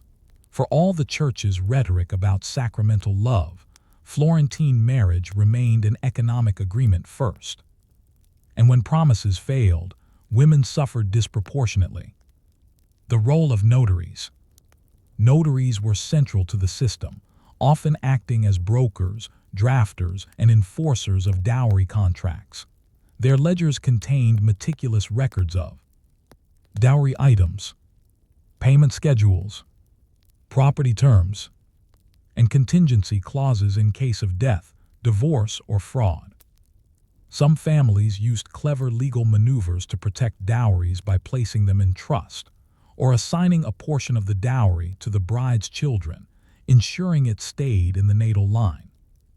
But notaries were also gatekeepers, accessible mostly to the literate, the wealthy, or the well-connected. Illiterate families, especially small artisans or laborers, were more vulnerable to exploitation or incomplete contracts. Dowry fraud did occur. Unscrupulous brokers sometimes inflated dowry values to make matches appear more attractive, or delayed payment schedules until the bride had borne children, making it harder to challenge the arrangement. Convents and the alternative life. For daughters without dowries, the most common alternative to marriage was monastic life. Convents were seen not only as spiritual havens but as social safety nets for excess daughters. The cost of entering a convent, called a dowry of the soul, was typically lower than marriage. Still, it required payment. Some girls entered willingly, drawn to religious devotion or education, but others were assigned to this path, often at young ages, long before they understood its implications. Inside the walls, some convents became centers of learning, music, and quiet resistance.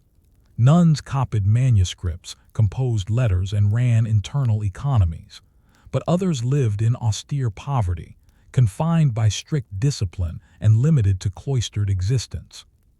In either case, the choice had been made by economics, not destiny. A system that sustained itself. The dowry system in Florence persisted because it benefited powerful families and stabilized the city's social hierarchy. It created predictable alliances, reinforced property lines, and concentrated wealth. But it also turned daughters into objects of negotiation, placed enormous pressure on fathers, and often left women vulnerable to the risks of marriage, widowhood, and legal entanglement. The city's grandeur, its art, architecture, and learning, was built, in part, on the quiet sacrifices of women who carried wealth into households but rarely retained power over it. And yet, women did find ways to push back. Through the courts, through convent networks, through widowhood and property claims, and sometimes through quiet acts of refusal. So the question remains, was the dowry a tool of protection, or a cage built from florins and expectation? By the turn of the 16th century, Florence stood at the height of its cultural and commercial brilliance. Its streets echoed with the steps of bankers, artists, and merchants. Palaces bloomed with painted ceilings and marble courtyards. But beneath that surface beauty, the machinery of Florentine society was still driven by marriage, dowries, and lineage. And while women were rarely visible in the frescoes or the public records of political life, they played a critical role in the continuity and prosperity of this world. A married woman, especially one with a substantial dowry, was not merely an appendage to her husband. She was often a manager, a silent investor, and the hinge upon which family fortune turned. To understand the true weight of the dowry system, we must now follow the story to its quiet end. What happened after the wedding in the daily lives of Florentine merchant wives? Life behind the walls, the married woman's role. Upon entering her husband's household, a Florentine wife assumed the role of household administrator. In wealthier homes, she managed domestic staff, oversaw food stores, helped track rental income, and coordinated purchases of textiles, furnishings, and religious items. In modest homes, she did these tasks herself. Marriage was a full-time economic partnership. While husbands conducted business in the loggia or the market, wives managed the inner workings of the home, called the casa. In the absence of her husband, which was frequent in merchant families with far-flung trade routes, the wife often assumed temporary authority. She might approve payments, settle small debts, or speak on her family's behalf. Many merchant wives could read and write, especially in the vernacular. Letters between spouses reveal practical exchanges, reports on expenses, news of illness, and instructions about managing household matters. In one letter from 1495, a wife wrote to her husband, "The oranges you ordered have arrived, but they are overripe. I paid the cartman 2 soldi for his trouble. The servants await your instruction regarding the cellar repairs." There is nothing sentimental here, only business. This exchange was typical. Florentine wives were not romanticized as muses, but expected to be competent stewards of domestic wealth. Their conduct reflected directly on the family's reputation. Property, children, and the dowry's double life. Legally, the husband controlled the dowry, but it remained tied to the wife. He could not sell it, gift it, or bequeath it without her family's consent. If he misused or lost it, her kin could demand restitution. This gave her father and brothers an enduring stake in her well-being, and not incidentally, a continued presence in her married life. The dowry could also be reclaimed in parts. If the marriage was annulled, if the husband died, or in rare cases, if the husband was declared legally irresponsible. A widow, especially one with sons, had influence. She might serve as the executor of her husband's estate or manage her dowry until it passed to her children. Some remained in the household as matriarchs, overseeing daughters-in-law and grandchildren. This gave rise to the powerful widow, a figure increasingly visible in 15th century records. One widow, Bartolomea del Maziere, managed several rental properties in her husband's name and later transferred ownership to her two sons. In her will, she bequeathed small sums to each of her servants and left instructions for the annual donation of bread to a local convent. Another, Contessina de Bardi, wife of Cosimo de' Medici, was known for her discreet but firm oversight of household finances. Though she left few written records, contemporary accounts suggest she had an advisory role in the family's investments and domestic arrangements. Though they lacked formal political power, these women exercised quiet influence, rooted in property, kinship, and respectability. Resistance and reform. Not all women accepted the dowry system passively. Some resisted not with open protest, but with caution, negotiation, and delay. A daughter might refuse an engagement, citing illness or uncertainty. A widow might delay repayment of a dowry, citing disputes over value. A sister might pressure her brother to provide additional funds to secure a better match. In Florence, as in much of Italy, women learned to maneuver within a system they could not openly challenge. And yet over time, small changes emerged. By the early 1500s, some merchant families began to include clauses in marriage contracts that protected the wife's right to reclaim a portion of her dowry annually, in case of abandonment.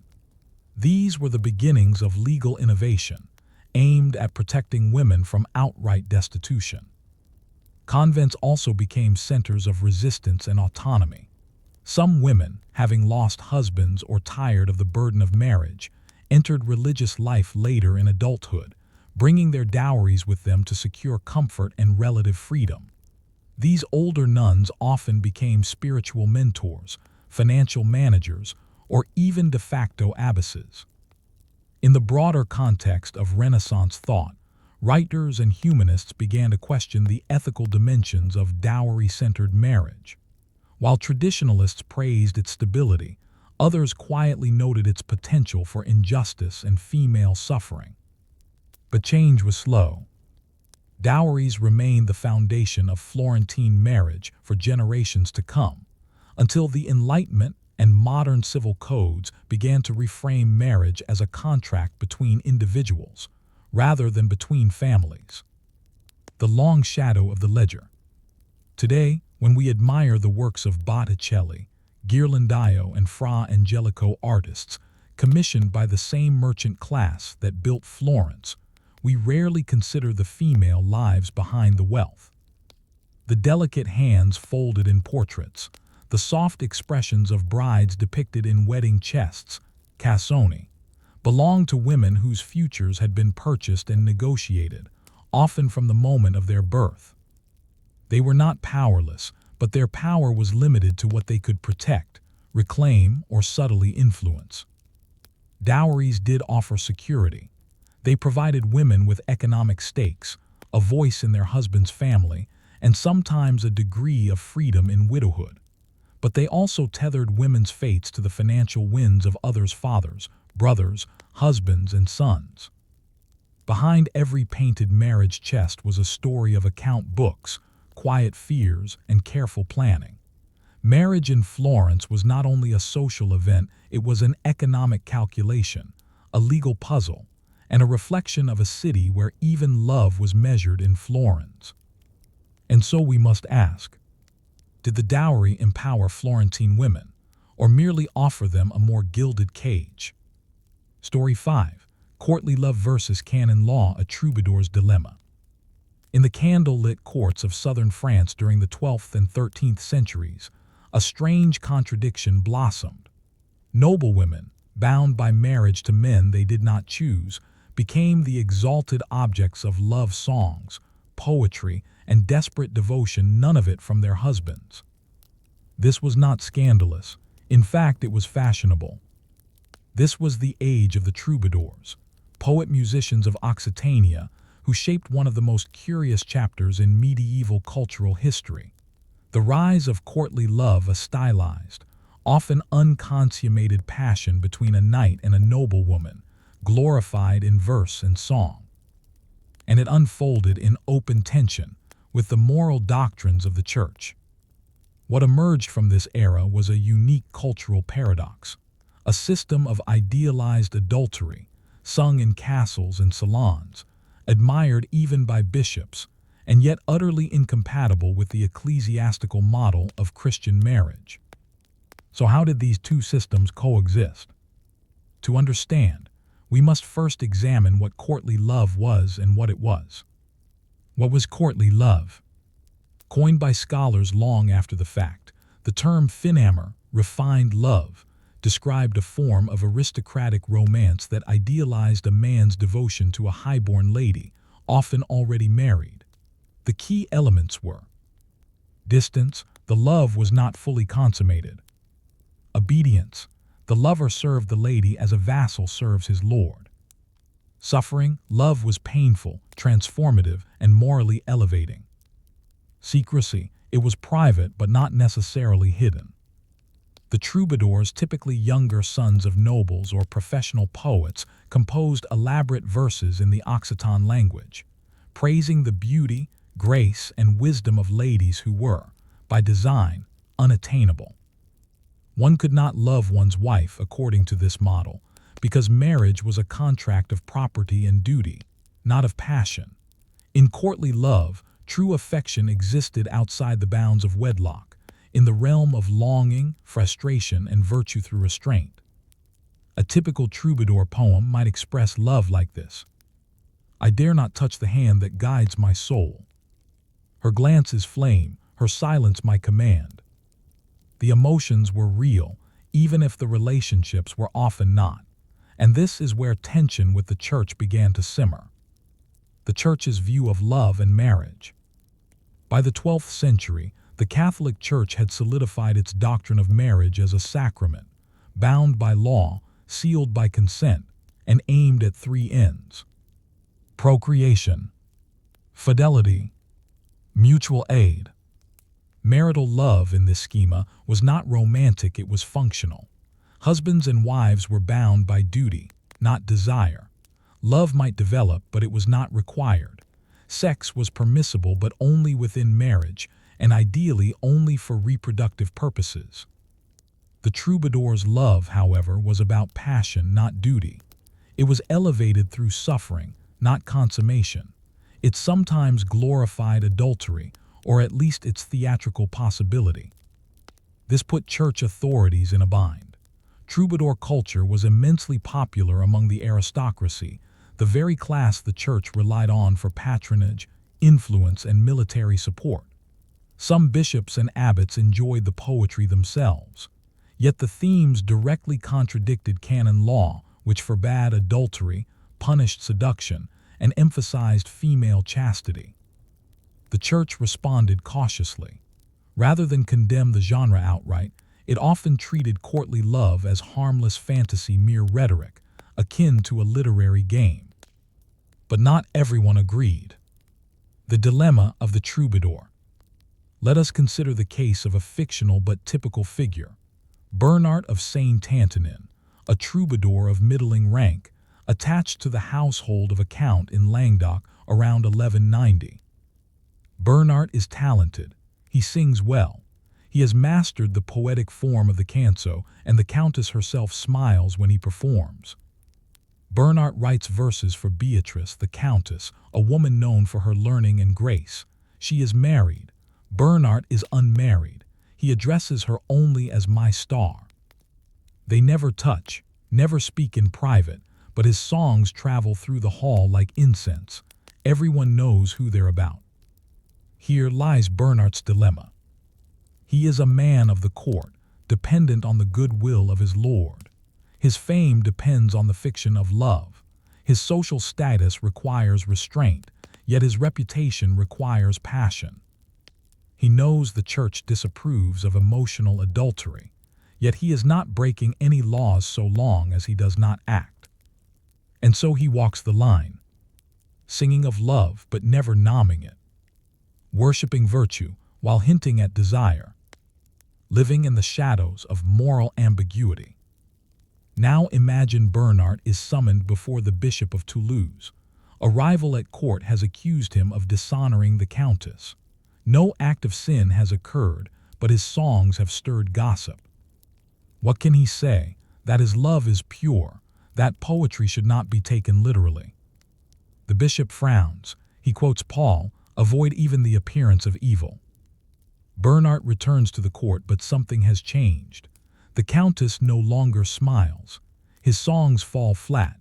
He must now write about springtime or abstract virtue or leave altogether. This was the precarious world of the troubadour, one where love was celebrated but dangerous, where poetry was currency but also peril. Women at the center. Courtly love poetry placed women in an unusual position. Unlike traditional church doctrine, which emphasized obedience and modesty, the courtly lady was a source of power. She was the judge, the inspiration, the object of devotion. But was she empowered or idealized beyond reach? In some ways, courtly love gave aristocratic women a public voice, albeit indirect. They became patrons of poets, judges in literary debates, and participants in courts of love, semi-fictional gatherings where noblewomen ruled on questions of romance and chivalry. These courts most famously associated with Eleanor of Aquitaine and her daughter Marie of Champagne may have been more legend than institution, but they reflect a cultural moment where feminine wit and opinion mattered. At the same time, these women were often still bound by marriages arranged in childhood, their real lives far from the poetry that surrounded them. And so, just like the troubadours, they too walked a line between public image and private constraint. The church tolerated courtly love but barely. In time, reformers would crack down. Poetry would give way to politics. The Albigensian crusade would ravage the South, and the world of the troubadour would fade into memory. But before it did, it posed a question that the church never fully answered. Can love be pure if it exists outside the bounds of law and sacrament? By the early 13th century, the echoes of Finamar refined love had spread beyond southern France into the courts of northern Italy, Catalonia, and beyond the Pyrenees. Troubadours and their imitators, the trouvers and minnesingers, carried this peculiar message, that love in its highest form was secret, impossible, and morally uplifting. But in doing so, they had created a problem of ethics. If love was most perfect when unsatisfied, when it hovered between longing and denial, then the church's rules on fidelity, chastity, and sacramental marriage were, at best, an obstacle, and at worst, irrelevant. This tension deepened as the themes of courtly love began to blur the line between allegory and action. What started as poetry increasingly affected behavior. The specter of real adultery. While many troubadours insisted that their devotion was purely poetic, church authorities were not convinced. They understood the power of suggestion, the consequences of cultural ideals. In the canon law of the time, adultery was not merely physical. Emotional entanglement could be punished if it disrupted the order of marriage or reputation. In 1230, the Synod of Rouen declared that married women who exchanged letters or songs with men other than their husbands might be subject to penance, even if no physical sin had occurred. The mere appearance of impropriety was grounds for intervention. And indeed, there are cases of poetry serving as evidence in adultery trials. In a Catalan court record from the mid-13th century, a noblewoman was confronted with a song composed by a knight with words of longing for her eyes. Though she claimed no involvement, the lyrics were found to be too specific and too familiar. She was sentenced to 6 months in a convent for reflection, while the knight was banished from the region. In another instance, in Provence, a man was excommunicated for reciting love verses about a married lady during a feast despite his claim that they were composed for all noble women, not one in particular. The church's position was clear. Romantic expression was not innocent if it had the power to disrupt households, shame husbands, or inflame passions. The troubadour as cultural threat. The church did not only object to courtly love because of its individual risks. It recognized something broader and more dangerous, the influence of the troubadour as a cultural agent. Troubadours were not monks or clerics. They were lay voices, often secular and often critical of authority. They praised passion over obedience. They mocked arranged marriages. They celebrated desire as something ennobling, not sinful. Some of the more daring poets began to challenge church teachings directly. Take Guilhem de Montenhagal, a mid-13th century troubadour who wrote, "A priest speaks of sin, but knows not love. Better to burn for a lady's glance, than to freeze in virtue's glove." Such verses, sung in courtly halls, posed a quiet rebellion against ecclesiastical morality. Troubadours often walked a careful line, but some crossed it. Those who did risked censure, excommunication, or worse. During the Albigensian Crusade 1209–1229, launched to root out the Cathar heresy in southern France, many troubadours were suppressed not for heresy themselves, but for being too close to alternative ideas about love, sin, and the body. In the eyes of reforming bishops, courtly love was not merely indulgent, it was a form of soft heresy, placing human passion above divine command. Women's voices within the tradition. Perhaps the most remarkable feature of courtly love was that women did not merely serve as muses. Some participated directly. Troubadours, female troubadours, composed and performed their own poetry. While far fewer of their works survive, their voices offer a rare glimpse into female autonomy in an otherwise patriarchal society. One famous troubadouress, Beatrice de Daya, wrote, "I must sing of that which I would rather hide, for I love him more than anything alive." Her verse is direct, unapologetic, and deeply personal. She speaks as a subject, not an object. She expresses desire, not just devotion. And yet, like her male counterparts, she couches her longing in restraint and elegance. These women navigated the same contradictions, expressing romantic yearning while under pressure to remain chaste, speaking in public, though constrained by social roles, performing within a genre that idealized them but rarely freed them. The church treated female authorship with suspicion. While men could plead artistic license, women were held to stricter moral standards. Their songs were more likely to be interpreted as confession than performance. Still, their contributions challenged the idea that courtly love was a male fantasy alone.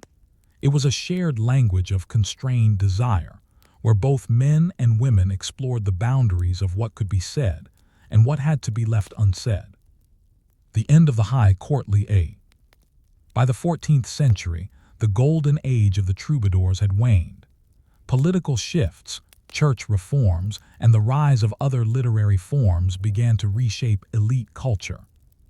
The Black Death, 1347–1351, devastated populations and altered social structures. The growing strength of centralized monarchies reduced the independence of courts where troubadours once thrived. And the church, increasingly militant in enforcing orthodoxy, left less room for ambiguous art.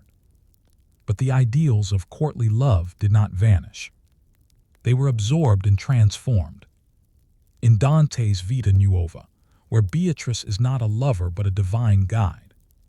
In Petrarch's sonnets, where Laura becomes a ghostly muse. In Boccaccio's Tales, where love becomes more earthly, comic, and carnal. The church, meanwhile, had succeeded in domesticating desire. Marriage was to be the only legitimate site of affection. Passion outside wedlock became suspect, even in art. And yet, the echoes of the troubadour's song endured. Courtly love never claimed to overthrow canon law, but it posed a dilemma. Could love exist beyond contract, beyond duty, beyond permission? Could it be real even if unacted? Or did its beauty depend on the very fact that it was not allowed? By the dawn of the 14th century, the melodies of courtly love were fading. The troubadours, those wandering poets of the courts, so vital to the culture of 12th and 13th century southern France, had begun to vanish, their voices replaced by newer forms, new ideals, and a church increasingly committed to moral order. The last verses were still being sung in some corners of Europe, but the world that had once nurtured them, the courtly salons of Occitania, the educated ladies of Champagne, the noble patrons of Aquitaine, had changed beyond recognition. And yet, the legacy of courtly love did not die. Instead, it transformed, adapted, and re-emerged, subtly reshaped by centuries of conflict between romantic expression and religious authority.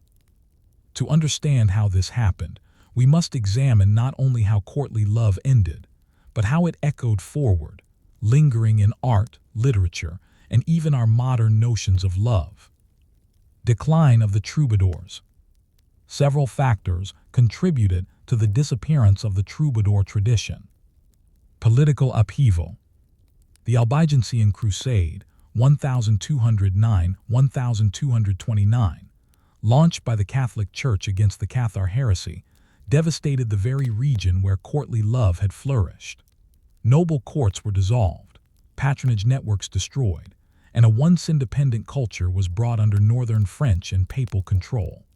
The voices of the South, often tinged with both religious unorthodoxy and erotic subtlety, were silenced or absorbed. Rise of centralized monarchies.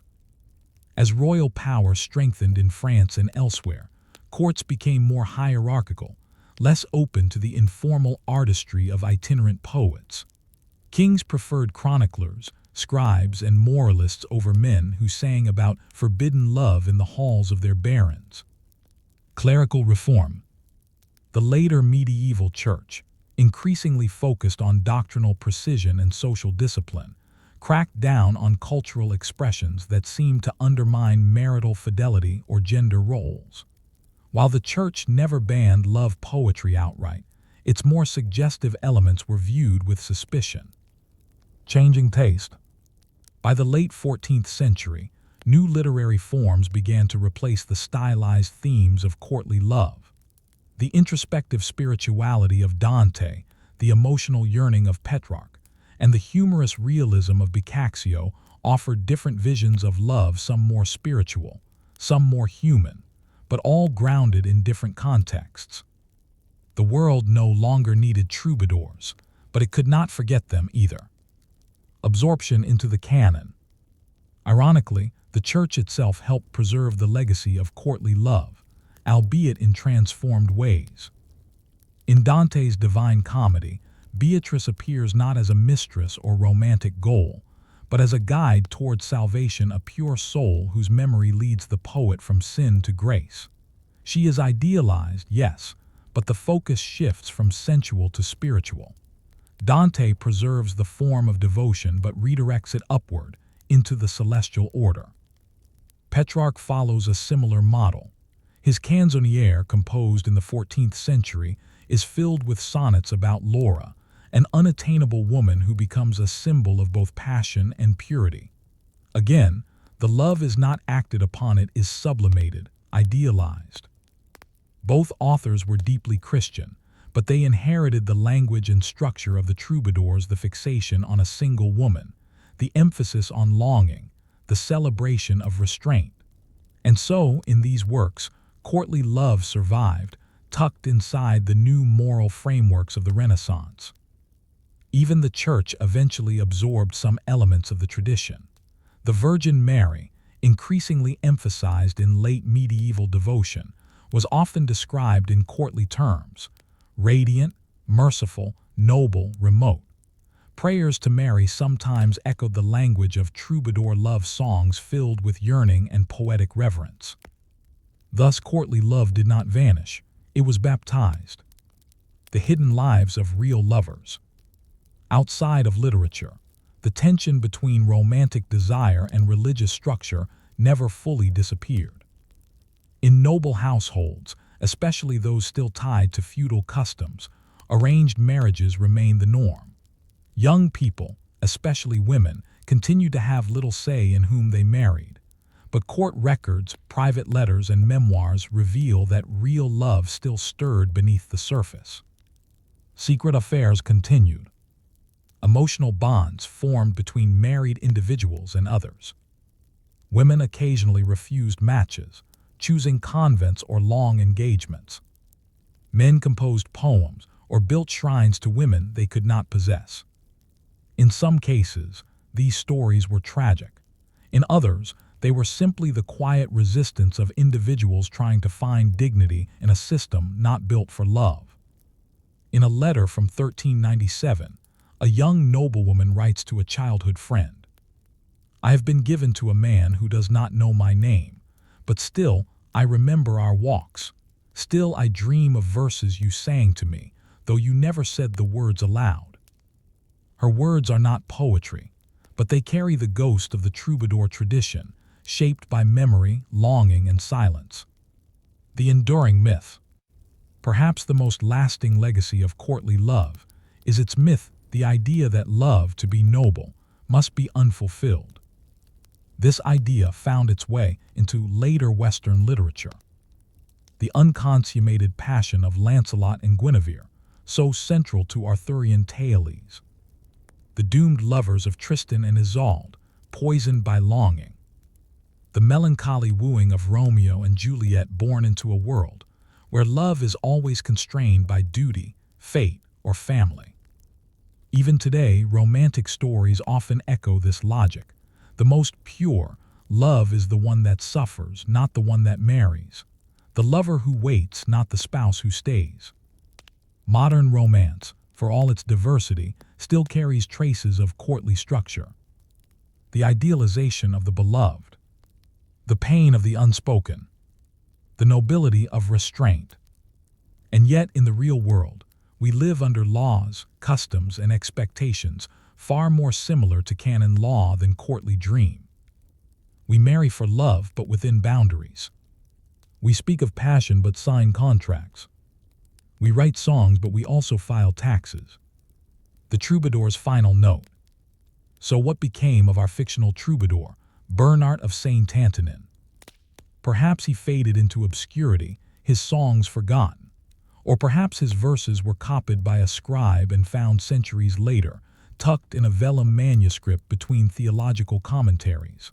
A single line, still legible. Better to suffer in silence than to be silent in love. His dilemma never truly ended. It was passed down into ballads, into books, into how we talk about love itself.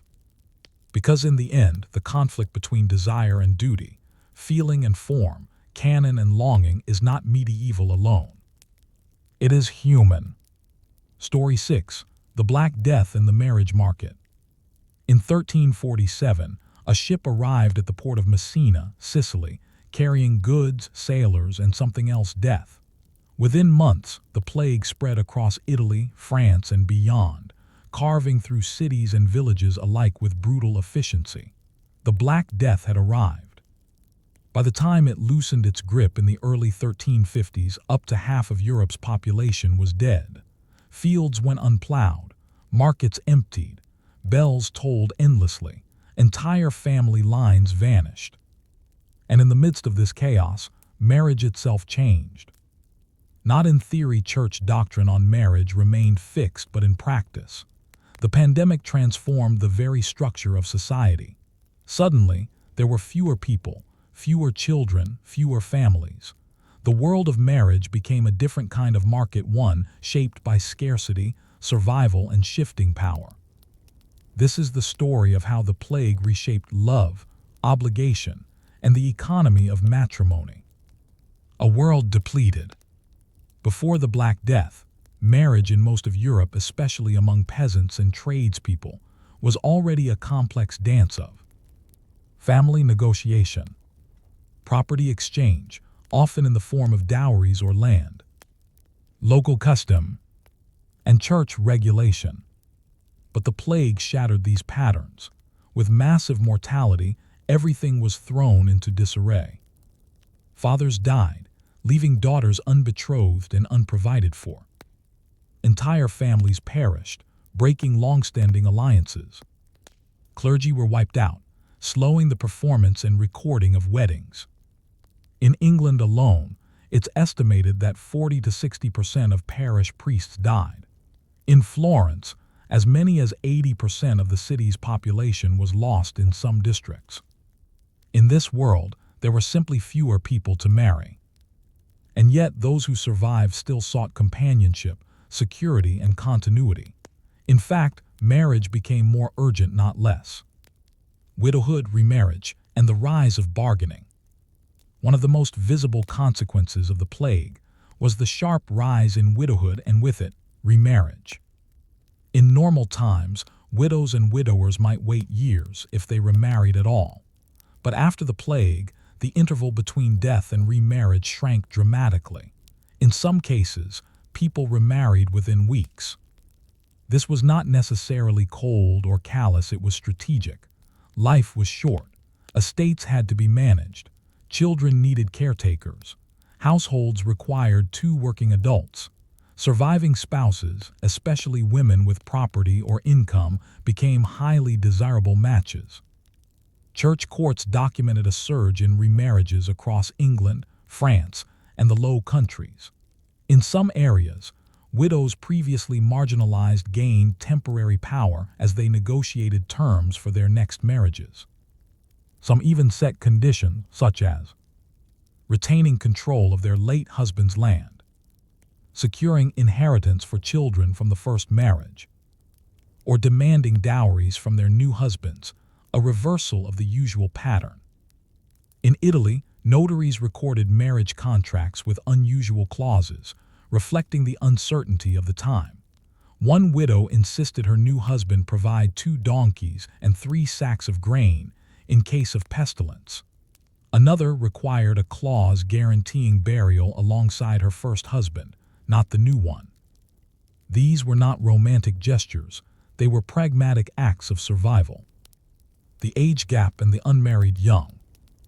As widows and widowers paired off, many younger people were left behind. The sheer death toll had disrupted traditional match patterns. In some regions, the gender balance skewed, with more women than men surviving or vice versa, depending on local outbreaks. This led to an increase in asymmetrical marriages. Older men marrying much younger women. Teenage girls matched to widowers with children. Or young men marrying women previously considered too old for a first marriage. This shift created a kind of marriage vacuum. With fewer eligible partners, people married outside their expected social ranks. Some rural women married upward, entering wealthier families due to the scarcity of brides. Others remained single not by choice, but because suitable matches had died. In many villages, local chronicles speak of girls whose weddings were planned before the plague but never came to pass. The fiancé died, the dowry was lost, the priest vanished, and by the time the plague had passed, so had their opportunity. Some of these women entered convents. Others lived in extended family homes, helping raise siblings or working in craft trades. The term spinster, often seen as a pejorative later on, Originally referred to women who spun wool, a livelihood many single women adopted after the plague as marriage became less guaranteed. Economic shifts and matrimonial leverage. One of the plague's great ironies was that, although it brought immense death and sorrow, it also created economic opportunity, especially for survivors of working age. Labor was scarce, wages rose, land was suddenly available. Poor peasants and tradespeople could negotiate better terms, including in marriage. In England, the Statute of Labourers, 1351, was passed in part to prevent peasants from demanding higher wages or choosing better conditions, evidence of their increased bargaining power. In this context, marriage negotiations became more fluid. Dowries were renegotiated. Matches that would have been socially unthinkable decades earlier became common. Some women, now possessing land or inheritances from deceased relatives, entered marriages with leverage they had never had before. Urban guild records in cities like Paris and Ghent show a spike in craftswomen marrying journeymen rather than guild masters. Former class lines blurred not from revolution, but from the demographic vacuum left by plague. The church's role in recovery. As populations fell and marriages became more irregular, the church tried to maintain order by promoting marriage as a means of stability. Bishops encouraged swift remarriage for widows and widowers, reconciliation of previously irregular unions, public performance of marriage to reassert sacramental norms. In some areas, the church relaxed certain barriers, allowing marriages between more distant relatives due to the sheer lack of options. Where once couples might have needed a dispensation to marry a third cousin, post-plague they were sometimes granted more leniency. Monasteries and convents also adjusted.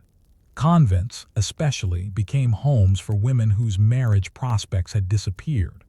While some women found agency within these communities, others entered reluctantly, driven more by circumstance than devotion. A changed matrimonial landscape. By the end of the 14th century, marriage in Europe was both the same and entirely different. The church's sacramental structure remained intact. Marriage was still legally binding, still aimed at procreation and fidelity. But in practice, it had become faster, more flexible, more driven by survival than status. The image of a slow courtship, a well-negotiated dowry, and a perfect match still idealized in literature no longer reflected reality for many. In its place emerged practical unions, made quickly and often for protection, blended families, with children from multiple marriages, and a greater acceptance of imperfect, irregular, or last-minute arrangements. Love may have existed, but it was not the priority. Security, companionship, and economic function were. This was a world in which death was always near, and so marriage, too, became a form of preparation, a shelter from the uncertainty outside. And so we are left with a final question. Did the Black Death weaken the institution of marriage, or did it reveal how resilient it truly was? As the plague slowly loosened its grip on Europe in the 1350s, the survivors emerged into a world both familiar and transformed. The villages were quieter, the cities thinner, names disappeared from property rolls and church registers, fields lay fallow where no one remained to tend them. And yet life resumed. Children were born again, fields were plowed again, and people married perhaps even more urgently than before. The devastation had not killed the institution of marriage. Instead, it had reshaped the terms under which it functioned, opening cracks in the old order and allowing new social realities to surface. Where once marriage was bound tightly to parental arrangement, guild rules, or rigid dowry expectations, now the balance of power had shifted, particularly among the lower and middling classes. This was a period when marriage became more negotiable, and in some cases, more equitable, even if just for a time. The rise of self-marriage. Prior to the plague, many marriages, especially among the peasantry, were informal but socially accepted. A couple might exchange vows before witnesses without priestly involvement, a practice that canon law had long tolerated, even as the church worked to regulate and formalize such unions. After the Black Death, such informal or self-arranged marriages increased. The clerical infrastructure was still rebuilding. In many parishes, there were no local priests, or only itinerant friars who visited sporadically. In this vacuum, people relied more heavily on local custom and mutual consent. In England, records from the manorial courts of the late 14th century show growing cases of couples appearing to legitimize earlier unions by seeking the church's blessing after already cohabiting for some time. This was not necessarily rebellion, it was practicality. In a world with fewer officials, fewer resources, and a general sense of impermanence, people married as best they could. These unions were often recognized as valid, sometimes grudgingly, by both the church and local lords. But they signaled a shift toward greater individual agency in marriage decisions. Love in the time of scarcity. While many post-plague marriages were shaped by economic need and mutual survival, something else began to appear in the records and chronicles: personal choice. The plague had created a strange side effect. With fewer people, greater demand for spouses, and the breakdown of older matchmaking systems, some survivors found themselves able to choose partners more freely, especially outside their original class. A woman with a modest inheritance might now marry a smallholder's son who, just years before, would have been considered too low. A younger man might marry a widow twice his age if she owned a shop or property. In this reshuffled world, the rules were still there, but the rigidity was not. Historians studying wills, dowry contracts, and ecclesiastical court records note a rise in marriages that seem less constrained by traditional family strategy and more shaped by personal affection, convenience, or opportunity. In some towns, guild registers show an increase in married couples working together, such as a husband and wife team running a tannery, a woman running a bakery while her husband delivered goods, or both spouses engaged in spinning, weaving, or brewing. This suggests that in at least some cases, marriage became a shared economic endeavor, where affection may have coexisted with mutual labor. One widow in Florence, marrying for a second time in 1362, included in her marriage contract the phrase, "We are bound in love and service, as well as the sharing of profits." Such a clause, though rare, illustrates a growing fusion of emotional and practical considerations in post-plague unions. The plague's impact on dowries and inheritance. The demographic shock of the Black Death meant that many families, particularly those of the middle and upper ranks, had fewer heirs. This changed the economics of marriage. Dowries, once a standard feature of marriage contracts for daughters, became larger but more selectively granted. Some women inherited directly from their fathers or brothers, giving them greater autonomy. Fewer children also meant more attention and pressure on surviving sons and daughters to marry strategically, but with fewer options. In places like Florence, the Monte del Dotti dowry fund saw erratic patterns of deposits and withdrawals in the decades following the plague. Many families had defaulted. Others found that with fewer daughters to provide for, they could afford better matches or, alternatively, could choose to delay marriage, waiting for a more favorable economic alignment.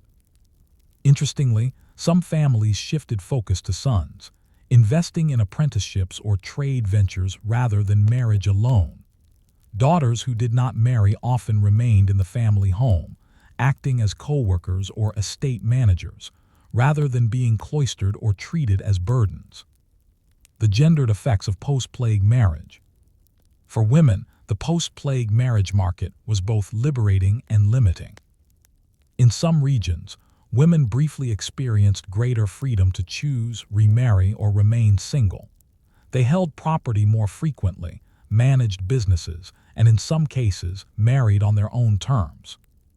But this flexibility was often short-lived. As population levels slowly recovered through the late 14th and 15th centuries, traditional structures reasserted themselves. Guilds reinforced male dominance in trades. Family pressure resumed in arranging marriages. And dowry expectations increased again.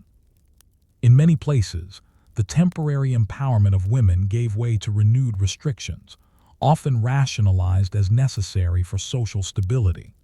The memory of female independence both inside and outside of marriage persisted only faintly in a few surviving letters, court cases, and estate documents. Still, during those plague-shadowed decades, a unique window opened. Women like Isabella of Siena, who managed a bakery and married her apprentice, or Agnes of Bristol, who remarried after choosing her second husband at market, lived in a world more fluid if only briefly. Marriage as a symbol of continuity. Despite all these changes, one truth remained: people continued to marry. Even at the height of fear and devastation, even as carts rolled through towns carrying the dead, communities sought to preserve the rituals of marriage. In some cases, weddings were hastily performed on doorsteps, in churchyards, even during outbreaks so that couples could secure legal bonds or claim inheritance rights. Marriage functioned not only as an individual choice, but as a symbolic act of rebuilding. In some parishes, the first weddings held after plague waves were cause for celebration, simple ceremonies, often with fewer guests, but marked by special blessings, as if to reaffirm the social fabric itself. Chronicles from German and Italian towns record processions of newlyweds who were cheered as signs of life returning. The Church, for its part, emphasized marriage in sermons as a sacred duty, a way to repopulate Christian lands and reestablish moral order. One Milanese bishop, writing in 1354, declared, "As the Lord has pruned his garden, so now must we plant again. Let men and women come together in lawful union, and may the fruit of their joining be a testament to divine mercy." In the end, the Black Death did not destroy marriage. It exposed its functionality, stretched its boundaries, and briefly allowed new voices and choices to emerge. But it also reaffirmed the deep social need for structured companionship, especially in times of fear and flux. Marriage endured not always as love, not always as doctrine, but always as a form of continuity. So we are left to wonder, was it grief that pushed people to marry, or hope? By the early 15th century, Europe was no longer the continent it had been before the plague. Though life had returned in many forms, commerce resumed, towns repopulated, and marriages once again filled the parish rolls. The emotional and demographic aftershocks of the Black Death continued to ripple through generations. The memory of sudden loss had changed how people thought about community, kinship, and time. And with that, their understanding of marriage also shifted subtly, unevenly, and yet unmistakably. This final section of the story explores the long-term effects of the plague on the institution of marriage. How did families rebuild? How did cultural expectations adapt? And what lessons, if any, remained etched into the hearts and customs of those who had endured Europe's darkest pandemic? The quiet reshaping of social norms.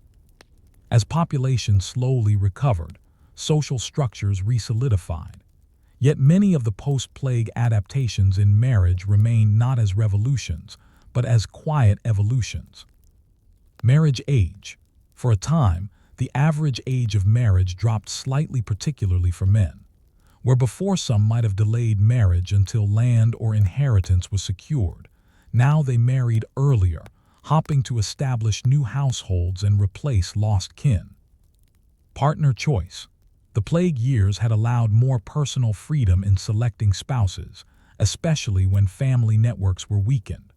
Though families regained control over matches in wealthier circles, more couples had tasted the possibility of choosing for themselves, and this preference lingered. Inheritance practices. With fewer siblings, surviving children often received larger inheritances, making marriage financially easier for some. In some places, daughters began to inherit directly more frequently, especially when they had no brothers, a change that slowly shifted female economic power within marriage. Blended families. With increased remarriage came a surge in blended households, stepchildren, half-siblings, second and third spouses. These arrangements became so common that customary laws began to adapt, acknowledging inheritance disputes and rights of stepchildren. None of this amounted to social revolution, but it did reflect a subtle rebalancing of priorities. Love was not yet at the center of marriage, but pragmatism was no longer strictly bound to rigid hierarchy. The pandemic had left people willing to bend tradition in order to survive. The literature of marriage and mortality. The cultural memory of the plague era also found expression in literature, and through it, further reflections on marriage. In Boccaccio's Decameron, written during and after the Black Death, we find tales of love, sex, betrayal, and wit set against the backdrop of disaster. While many stories involve deception and desire, there is a persistent theme of marriage as both constraint and refuge. Later writers such as Chaucer, who lived through plague outbreaks in England, depicted marriages filled with conflict, irony, or weary affection. In The Wife of Bath's Tale, marriage is not sanctified, but negotiated, a contract navigated by two unequal partners, full of tension and compromise. These stories did not moralize marriage. They interrogated it. They reflected a society trying to make sense of how people could still form bonds in a world that had proven so fragile. Even in art, changes appeared. Some wedding chests, cassoni from 15th century Florence, depicted not only romantic allegories, but also grim themes, dances of death, judgments, or reminders of impermanence. These symbols were not meant to frighten, but to normalize death as part of life and union. A wedding in the shadow of the plague was both a beginning and an act of defiance. Ritual, religion, and reassurance. The Church, ever watchful of marriage as a sacrament, had adapted quickly during the plague years, dispensing priests where possible, authorizing emergency marriages, and later encouraging remarriage as a Christian duty. But by the 15th century, church leaders sought to reassert formal control over the institution. Marriage bans, public announcements of intended marriage, became more strictly enforced. Parish registers were improved and more rigorously maintained. Efforts to curb clandestine marriages increased. These changes were not just administrative. They reflected an anxiety. Marriage had become too flexible, too informal during the plague. Now, church officials wanted to reclaim the process to restore ritual, form, and divine order. At the same time, church sermons often invoked the plague as a moral lesson, tying marriage to themes of mortality. Weddings became places to reflect not only on unity, but also on the brevity of life. The phrase memento mori, remember you must die, echoed even at joyful occasions. This did not dampen celebration. It gave it a kind of emotional realism. A medieval wedding after the Black Death was not a fairy tale. It was an act of courage, a commitment made in a world where stability was never guaranteed. Generations that followed. The true impact of the Black Death on marriage may be best seen not in those who lived through it, but in those who came after, children raised by plague survivors, or born into communities rebuilt from its ashes. They inherited fewer siblings, which altered family dynamics. Reconstructed towns with new power structures where merchants, widows, and non-nobles had often stepped into roles once held by elites. Stories of love lost, love delayed, and weddings interrupted. These children grew up in a world where social mobility had slightly expanded, where parental control over marriage, though strong, was not absolute, and where the fragility of life was part of daily awareness. In this context, marriage became more than tradition. It was also a way to reestablish human continuity. To marry was to declare belief in a future that was never certain. The echo in our own time. Centuries later, the marriage patterns forged in the wake of the Black Death may feel distant, and yet the echoes remain. When societies are disrupted by war, pandemic, or economic collapse, marriage often adapts. Age of marriage may shift. Power dynamics in relationships can change. Social rules relax, then reassert. New forms of intimacy emerge, alongside new constraints. This was true in the wake of the plague. It was true after the world wars, and in many ways echoes still today. The Black Death did not change marriage overnight, but it showed that even the most sacred institutions could bend, that human relationships endure, not because they are perfect, but because they are necessary, resilient enough to adapt, fragile enough to remember, and flexible enough to survive death itself. So we are left with one final reflection. What does it mean to marry not in a time of plenty, but in a time of loss? Story 7. The Virginity Economy, Brides, Bloodlines, and the Business of Purity. In a quiet chamber behind the great hall, a young woman sat on the edge of a linen-covered bed. Her fingers trembled as her maidservant fastened her wedding gown. Outside, the murmur of guests rose and fell like a tide. Somewhere, musicians rehearsed a solemn processional tune. The bride was noble, wealthy, chosen, but none of that mattered now. What mattered most, what everyone would silently judge the next morning, was whether the sheets were stained with blood. Across much of medieval Europe, virginity before marriage wasn't just a moral ideal. It was currency, a deeply embedded part of the marriage economy, intertwined with honor, property, legitimacy, and even politics. The business of purity wasn't spiritual alone. It was tangible, transactional, and often terrifying. Virginity as economic and social capital. In the medieval imagination, virginity was a sign of moral integrity, a symbol of female obedience and restraint, and a guarantee of paternity. The logic was straightforward: if a woman was untouched, then any children she bore must be her husband's. In a society obsessed with bloodlines, inheritance, and dynastic continuity, this was critical. For noble families, a virgin bride was a necessity. Her purity ensured that alliances through marriage were untainted by suspicion or scandal.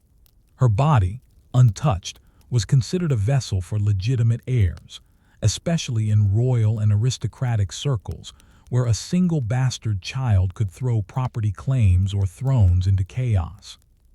But this pressure filtered downward too. Among merchants, guildsmen, and landholding peasants, a daughter's virginity shaped her dowry size, the value of the match, and even her personal worth. Virginity was not just symbolic. It was calculated, leveraged, and secured like property. The wedding night, proof and panic. Medieval wedding nights, especially in elite families, were often ritualized affairs and not always private. In some regions, particularly in southern France and parts of Iberia, local customs dictated that witnesses might escort the bride and groom to the bedchamber. Priests might bless the bed. Servants might stay nearby to hear or observe the act. And the bed linens were inspected for signs of blood. This practice wasn't universal, but it was widespread enough that countless accounts reference the bloody sheet as proof of a woman's virtue. The pressure this placed on women cannot be overstated. A lack of bleeding, whether due to biology, anxiety, or prior activity, could result in accusations of unchastity, the annulment of the marriage, loss of dowry, or in extreme cases, public shamming or punishment. In 15th century Florence, one merchant's daughter was sent back to her father's house after her new husband claimed there was no blood and no resistance. Her family launched a legal battle to defend her honor, even bringing in a midwife to inspect her and testify to her condition. This invasive scrutiny was not limited to nobles. Parish and manorial court records reveal similar accusations and disputes among townspeople and villagers, especially when dowries or inheritance were at stake. Legal and religious frameworks. Church doctrine acknowledged the importance of virginity, especially in theological contexts, where Mary's perpetual virginity stood as a model of holy womanhood. However, canon law did not require virginity for a valid marriage. Instead, virginity was a social concern, deeply tied to custom, family honor, and community norms. Still, the church played a role. Ecclesiastical courts often heard cases involving pre-contracts, earlier informal promises of marriage, sometimes followed by sexual relations, allegations of defloration, loss of virginity, or disputes over whether a woman had been spoiled before the wedding. In many of these cases, witness testimony played a crucial role. Did neighbors see the couple together at suspicious hours? Had anyone heard the woman cry out? Did she later admit to wrongdoing during confession? These were serious questions. A woman who lost her virginity outside marriage might be unmarriageable not only because of shame, but because no dowry refund would be given. Men, by contrast, were not expected to be virgins. Their premarital experiences were often overlooked or excused, even as their sisters were cloistered, watched, or disciplined for far less. This double standard was enforced not only by law, but by daily surveillance and ritual. Midwives' tests and the virginity industry. As pressure mounted to prove virginity, a quiet cottage industry emerged around it. Midwives were called upon to inspect young women before marriage or after a wedding was challenged. Folk healers sold concoctions to tighten or restore the body. Some women resorted to cutting themselves to stain the sheets with blood. Others used pig's blood, gooseberries, or sponges soaked in dye. In more sophisticated courts, rumors swirled of surgeons who could sew up the hymen, what modern historians sometimes refer to as early hymenoplasty, though often crude and dangerous. Even the church occasionally had to issue decrees against fraudulent displays of blood, warning that some families staged evidence to deceive prospective grooms. Still, for many women, this desperate effort was the only way to protect their future. A false accusation of unchastity could lead to loss of reputation, ruined financial prospects, or permanent placement in a convent. In some tragic cases, young women accused of impurity took their own lives, a final testament to the unbearable weight placed on something as fragile as a biological membrane. Virginity as symbol and spectacle. Beyond the wedding night, virginity became a public symbol, a marker of family honor and female value. We see this in visual culture. Statues of virgin martyrs, often with intact bodies yet bleeding necks, symbolizing both chastity and sacrifice. Tapestries and paintings of women in white, surrounded by unicorns and animal long associated with purity and untouched virtue. Stories of saints who preserved their virginity through miraculous means, such as growing a beard, like St. Wilgefortz, or transforming into animals to escape defilement. These images were more than decoration. They shaped how girls were raised. Kept indoors, taught silence and obedience, their movements restricted by anxiety over their sexual reputations. Virginity was not merely a physical state. It was a performance, an ideal, and an asset to be guarded, priced, and transferred, a commodity whose value was decided by those who did not own it.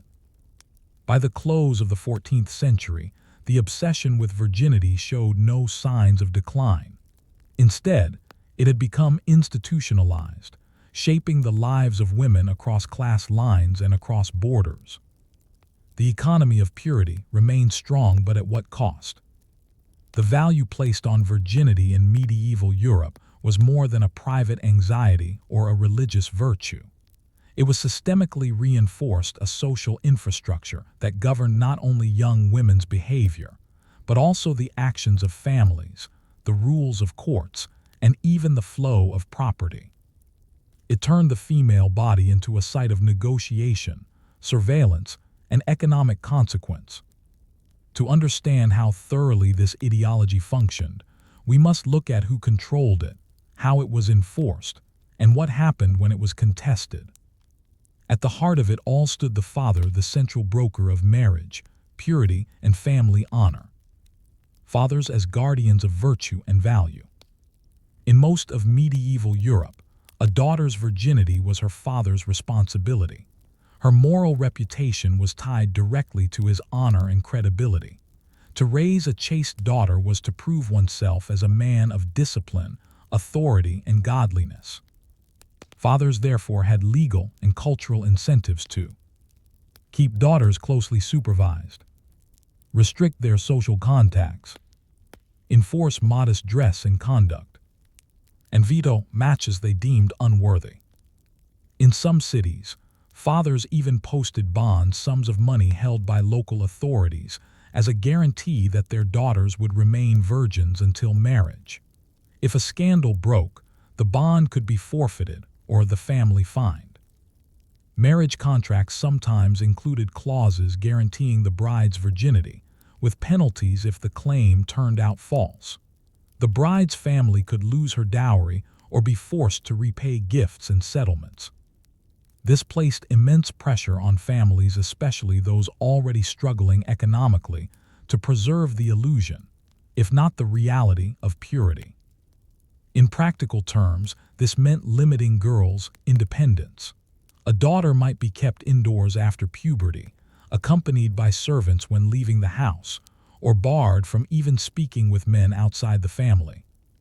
The role of courts in policing purity. When disputes over a woman's virginity arose, they often ended up in secular or ecclesiastical courts. These institutions functioned as arbiters of reputation, their judgments determining who was virtuous, who had lied, and who must pay. Many court cases centered on breach of promise, when a man seduced a woman with the promise of marriage and then abandoned her. Defloration before marriage, often involving accusations of deceit or rape. Annulment suits, where husbands claimed their wives had lied about being virgins. To adjudicate these claims, courts relied on midwife testimony, especially in church courts, statements from neighbors or witnesses, and the woman's own confession, sometimes coerced. Records from English ecclesiastical courts in the 14th century show women publicly examined and asked to swear under oath that they had never known a man carnally. If proven false, she could lose her case and be publicly penanced, wearing a white shift while standing barefoot in front of the parish. Yet courts also saw patterns of exploitation. Men would sometimes promise marriage, seduce a woman, and then refuse to follow through, knowing she now had diminished value to others. A woman named Alice from Norfolk was one such victim. Promised marriage by a man named Thomas, she slept with him after he swore before witnesses. Months later, he married someone else. Alice sued and won.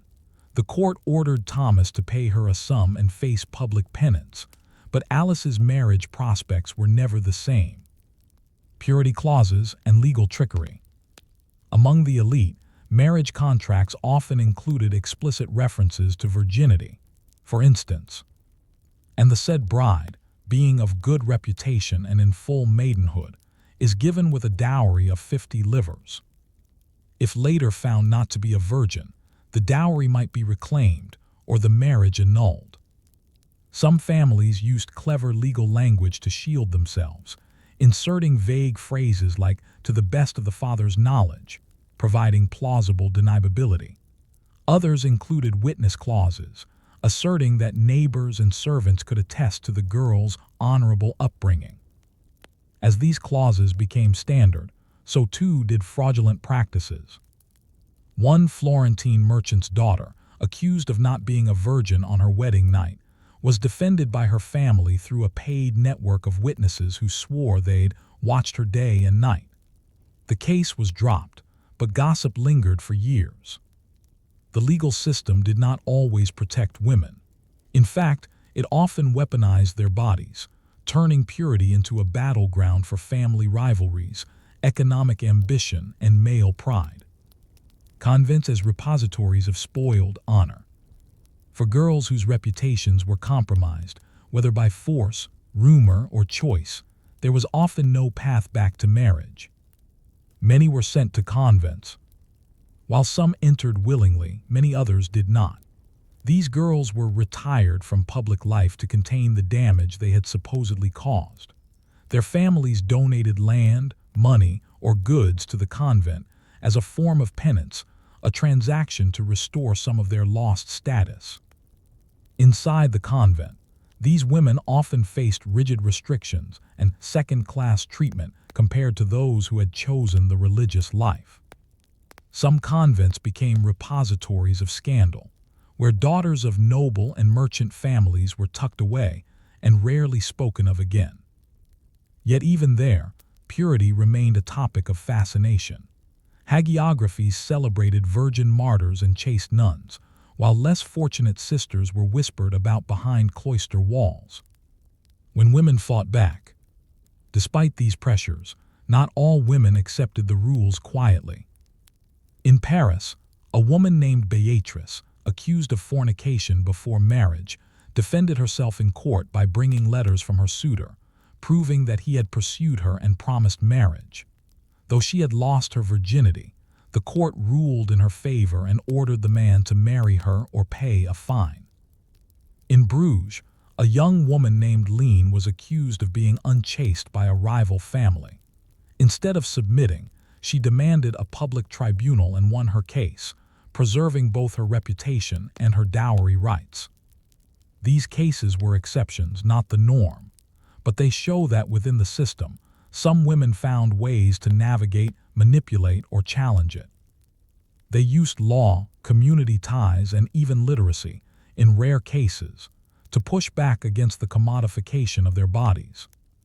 By the end of the 15th century, the virginity economy remained deeply entrenched, but cracks had begun to appear. More women were literate. More court records exist of challenges and disputes, and among the peasantry and lower middle classes, enforcement was often weaker or more negotiable. Yet the central question persisted. How much was a woman worth if her virtue could not be proved or had been taken from her, without her consent? In the final centuries of the Middle Ages, the obsession with virginity did not vanish, but it began to evolve.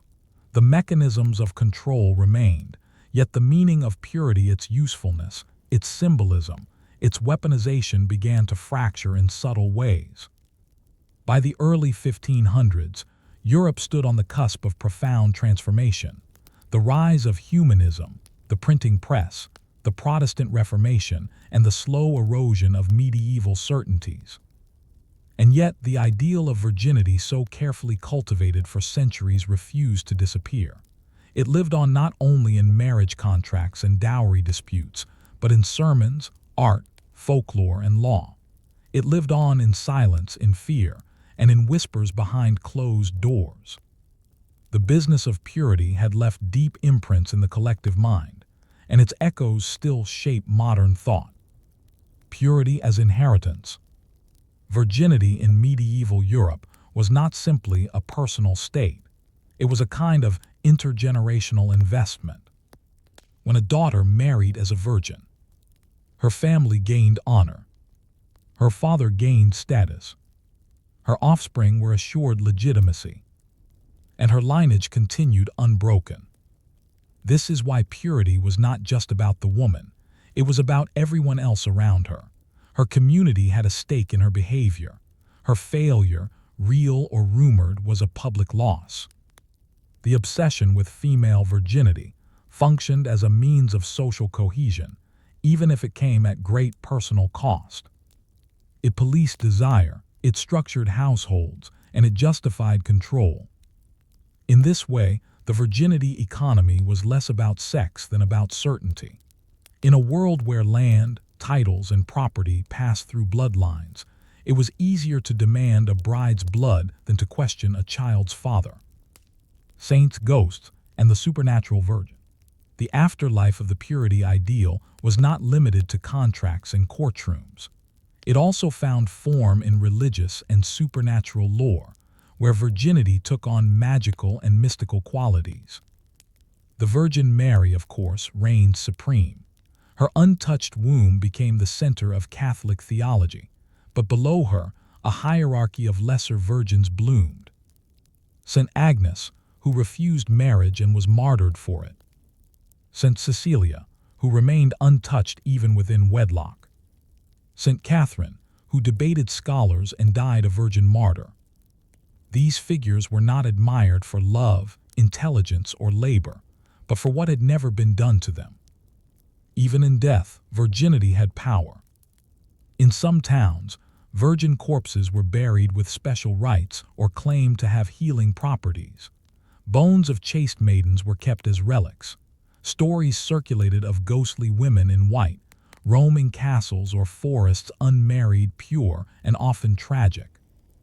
The persistence of the virgin archetype even in folklore reveals just how deeply embedded it had become in the cultural psyche. Virginity was not just a condition, it was a fate. Resistance quiet and loud.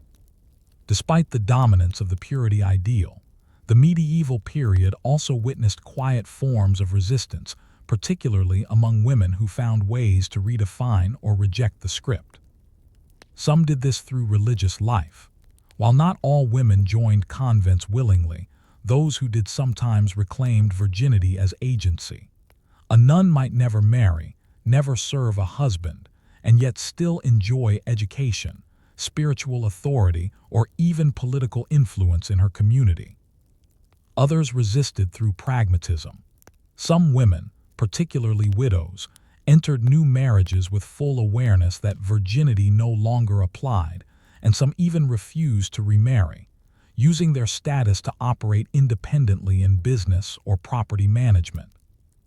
There were also women who simply ignored the rules, whether through illicit relationships, premarital arrangements, or private resistance. Many faced consequences, but some, through luck or community support, lived lives on their own terms. These stories rarely made it into the official chronicles, but they survive in court records, letters, and whispered anecdotes. And they remind us that the virginity economy was never fully total. There were always those who bent or evaded its rules. The virginity economy in transition. By the 16th century, the structure of European society was changing. The Protestant Reformation challenged clerical celibacy, criticized Marian devotion, and redefined marriage as a partnership, rather than a sacrament. Martin Luther himself married a former nun, and reformers began to emphasize companionship over purity. In Catholic regions, the obsession with virginity remained strong, but even there, the focus began to shift. Urbanization brought new social mixing. Literacy rates rose, allowing women to engage with ideas. The Black Death and recurring plagues made survival more urgent than chastity. Still, the old ideals died slowly. In some places, hymen inspection continued well into the 17th century. In others, ballads and morality plays warned of the fallen woman, painting her as a figure of pity or threat. Virginity still had economic value, but its grip had begun to loosen. And yet in literature, art, and law, the remnants persisted. The modern echoes of a medieval invention. The idea of virginity as a moral and social value did not begin in the Middle Ages, but it was there that it became systematized, commercialized, and ritualized in ways that endured long after the era itself faded. Today, debates about purity, chastity, and worth still appear in cultures around the world, in laws that criminalize premarital sex, in school curricula, and in the language used to describe women. Some of the very terms deflowering, saving oneself, chaste bride are medieval inheritances whispered down through centuries. The hymen, though scientifically discredited as proof of anything, still holds symbolic weight in many societies. And the question, was she a virgin, still haunts literature, family dinners, and media headlines. We live, in many ways, among the ruins of the virginity economy, its structures weakened, but not fully dismantled. Final reflections. The Middle Ages did not invent the value of virginity, but they perfected its bureaucracy. They turned it into law, ritual, and commerce. They built an economy on it, a theology around it, and a culture that measured women by its presence or its absence. We might ask, what did it mean to be pure in a world so impure? What was truly being protected, the woman, or the man's claim to her? And what have we inherited, knowingly or not, from this long, strange chapter in history? The answers remain unsettled, but the legacy is clear. Virginity in the medieval world was never just a personal trait. It was a transaction, a performance, and for better or worse, a mirror of power. Story 8. The widow's bargain, remarriage, property, and the quiet power of loss. The bells tolled low across the churchyard, cutting through a gray morning mist. In towns from Burgundy to Flanders and hamlets tucked deep into the fields of Sussex or Tuscany, the same ritual repeated. A man buried, a priest murmuring Latin prayers, and a woman clad in black or coarse gray standing just apart from the crowd, her veil wet with tears or dew. She was not just a mourner, she was now something else. She was a widow. And in the medieval world, that word meant more than sorrow. It meant transformation. It carried legal, social, and sometimes dangerous implications.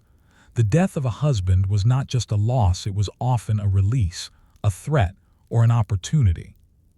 This is the story of medieval widows, not queens or noble dowagers, but the women in between. Women who navigated grief and survival, law and custom, family and freedom. Women who, in losing their husbands, often found a measure of control they had never before possessed. Widowhood in the medieval imagination. In medieval society, widowhood was a clearly recognized and often heavily codified status. A widow was not merely a woman whose husband had died, she was someone who had crossed a threshold in the eyes of the law and the church. The roles assigned to widows included guardians of children, stewards of property, bridges between two families, and frequently objects of suspicion. The church held a paradoxical view. On one hand, widowhood could be a holy state, especially if the woman chose to remain celibate. On the other, remarriage was encouraged, particularly if she was young or still of childbearing age, so that she could be protected and continue fulfilling her reproductive role. In this tension lay the seed of widowhood as negotiation. A widow was no longer a maiden. She was not entirely independent, but not fully under male control either. She stood at a curious middle point, economically vulnerable, yet often legally empowered. And this ambiguity made her both useful and dangerous. Property, dower rights, and the economics of loss. Perhaps the most important aspect of medieval widowhood was property. When a man married, his wife was entitled to a portion of his estate called her dower. This was typically 1/3 of his lands or goods, to be enjoyed for the rest of her life. Upon his death, the widow was expected to claim her dower, either by local custom or legal process. In practice, this meant that a widow might now control land she had never even walked upon during marriage. She might collect rents, supervise workers, or sell produce. And she could bring lawsuits against tenants or even male relatives who infringed upon her rights. The process wasn't always simple. Some widows had to petition courts to receive their share, especially if the husband died intestate, without a will, or if heirs challenged her claims. Still, this dower system, though patriarchal in origin, offered widows a rare form of economic agency. It made them landowners, creditors, and participants in the marketplace. In cities, widows often inherited a share of shops, stalls, or tools. In towns like Ghent or York, records show widows continuing the businesses of deceased husbands' bakers, wool dyers, ale sellers, scribes. Some even became employers in their own right, hiring apprentices or taking on journeymen. The moral scrutiny of mourning. Of course, this power came with expectations and judgment. A good widow was supposed to mourn sincerely, dress modestly, often in black, gray, or brown, refrain from socializing too soon, and above all, not remarry hastily. In some regions, a mourning period was expected ranging from 40 days to 1 year, depending on custom. During this time, the widow was to remain quiet, reflect, and pray for her husband's soul. But not all widows followed these rules. Some remarried within months, whether from necessity or desire. Some resumed business almost immediately. Others defied the social script entirely, using their new position to act with unexpected independence. This earned them labels. A merry widow could become a figure of satire or scorn, especially in literature. Ballads and moral tales featured cunning widows who seduced suitors, stole inheritances, or laughed too loudly in taverns. Yet for many real widows, survival required stepping outside the ideal. They couldn't afford lengthy mourning or social withdrawal. Their children's futures, their homes, and their safety demanded pragmatism over piety. Widowhood in practice, a case from York. Consider Margaret, a cloth merchant's wife in 14th century York. When her husband died of illness in 1374, he left her 3 children under the age of 10, a house near the market square, and partial ownership of a stall selling dyed woolens. Margaret petitioned the city council to assume full rights over the stall, citing her experience managing sales and accounts. Her petition was granted, unusual, but not unheard of. Over the next 6 years, she maintained the business profitably, expanded into linen goods, paid to have her children educated by a local cleric, and eventually sold her share, moving to a smaller home near the church. She never remarried. Was she a respectable widow, a savvy businesswoman, a quietly rebellious figure? Likely all three. Margaret's story is one of thousands of silent women who shaped cities and towns from behind shop counters or estate ledgers, and most would never make it into official chronicles. The threat of independence. The paradox of widowhood was this: the same legal tools that protected widows also made them targets. In times of unrest like during the 100 Years' War or peasant uprisings, widows' properties were sometimes seized or reassigned under the guise of male guardianship. Accusations of witchcraft disproportionately targeted older widows living alone, especially those with land or livestock. Their independence was interpreted not as resilience, but as suspicion. Communities were more comfortable with widows who retreated into religious life, relied on male kin, or remarried into controlled domesticity. Those who did not were watched. And yet, despite these risks, widowhood remained one of the few pathways to relative autonomy available to medieval women. In the final analysis, widowhood was not simply a status, it was a bargain. To lose a husband meant pain, but it also meant potential. The question facing every widow was this: what will I do with the space he left behind? In the wake of a husband's death, a widow often found herself standing at a fork in the road.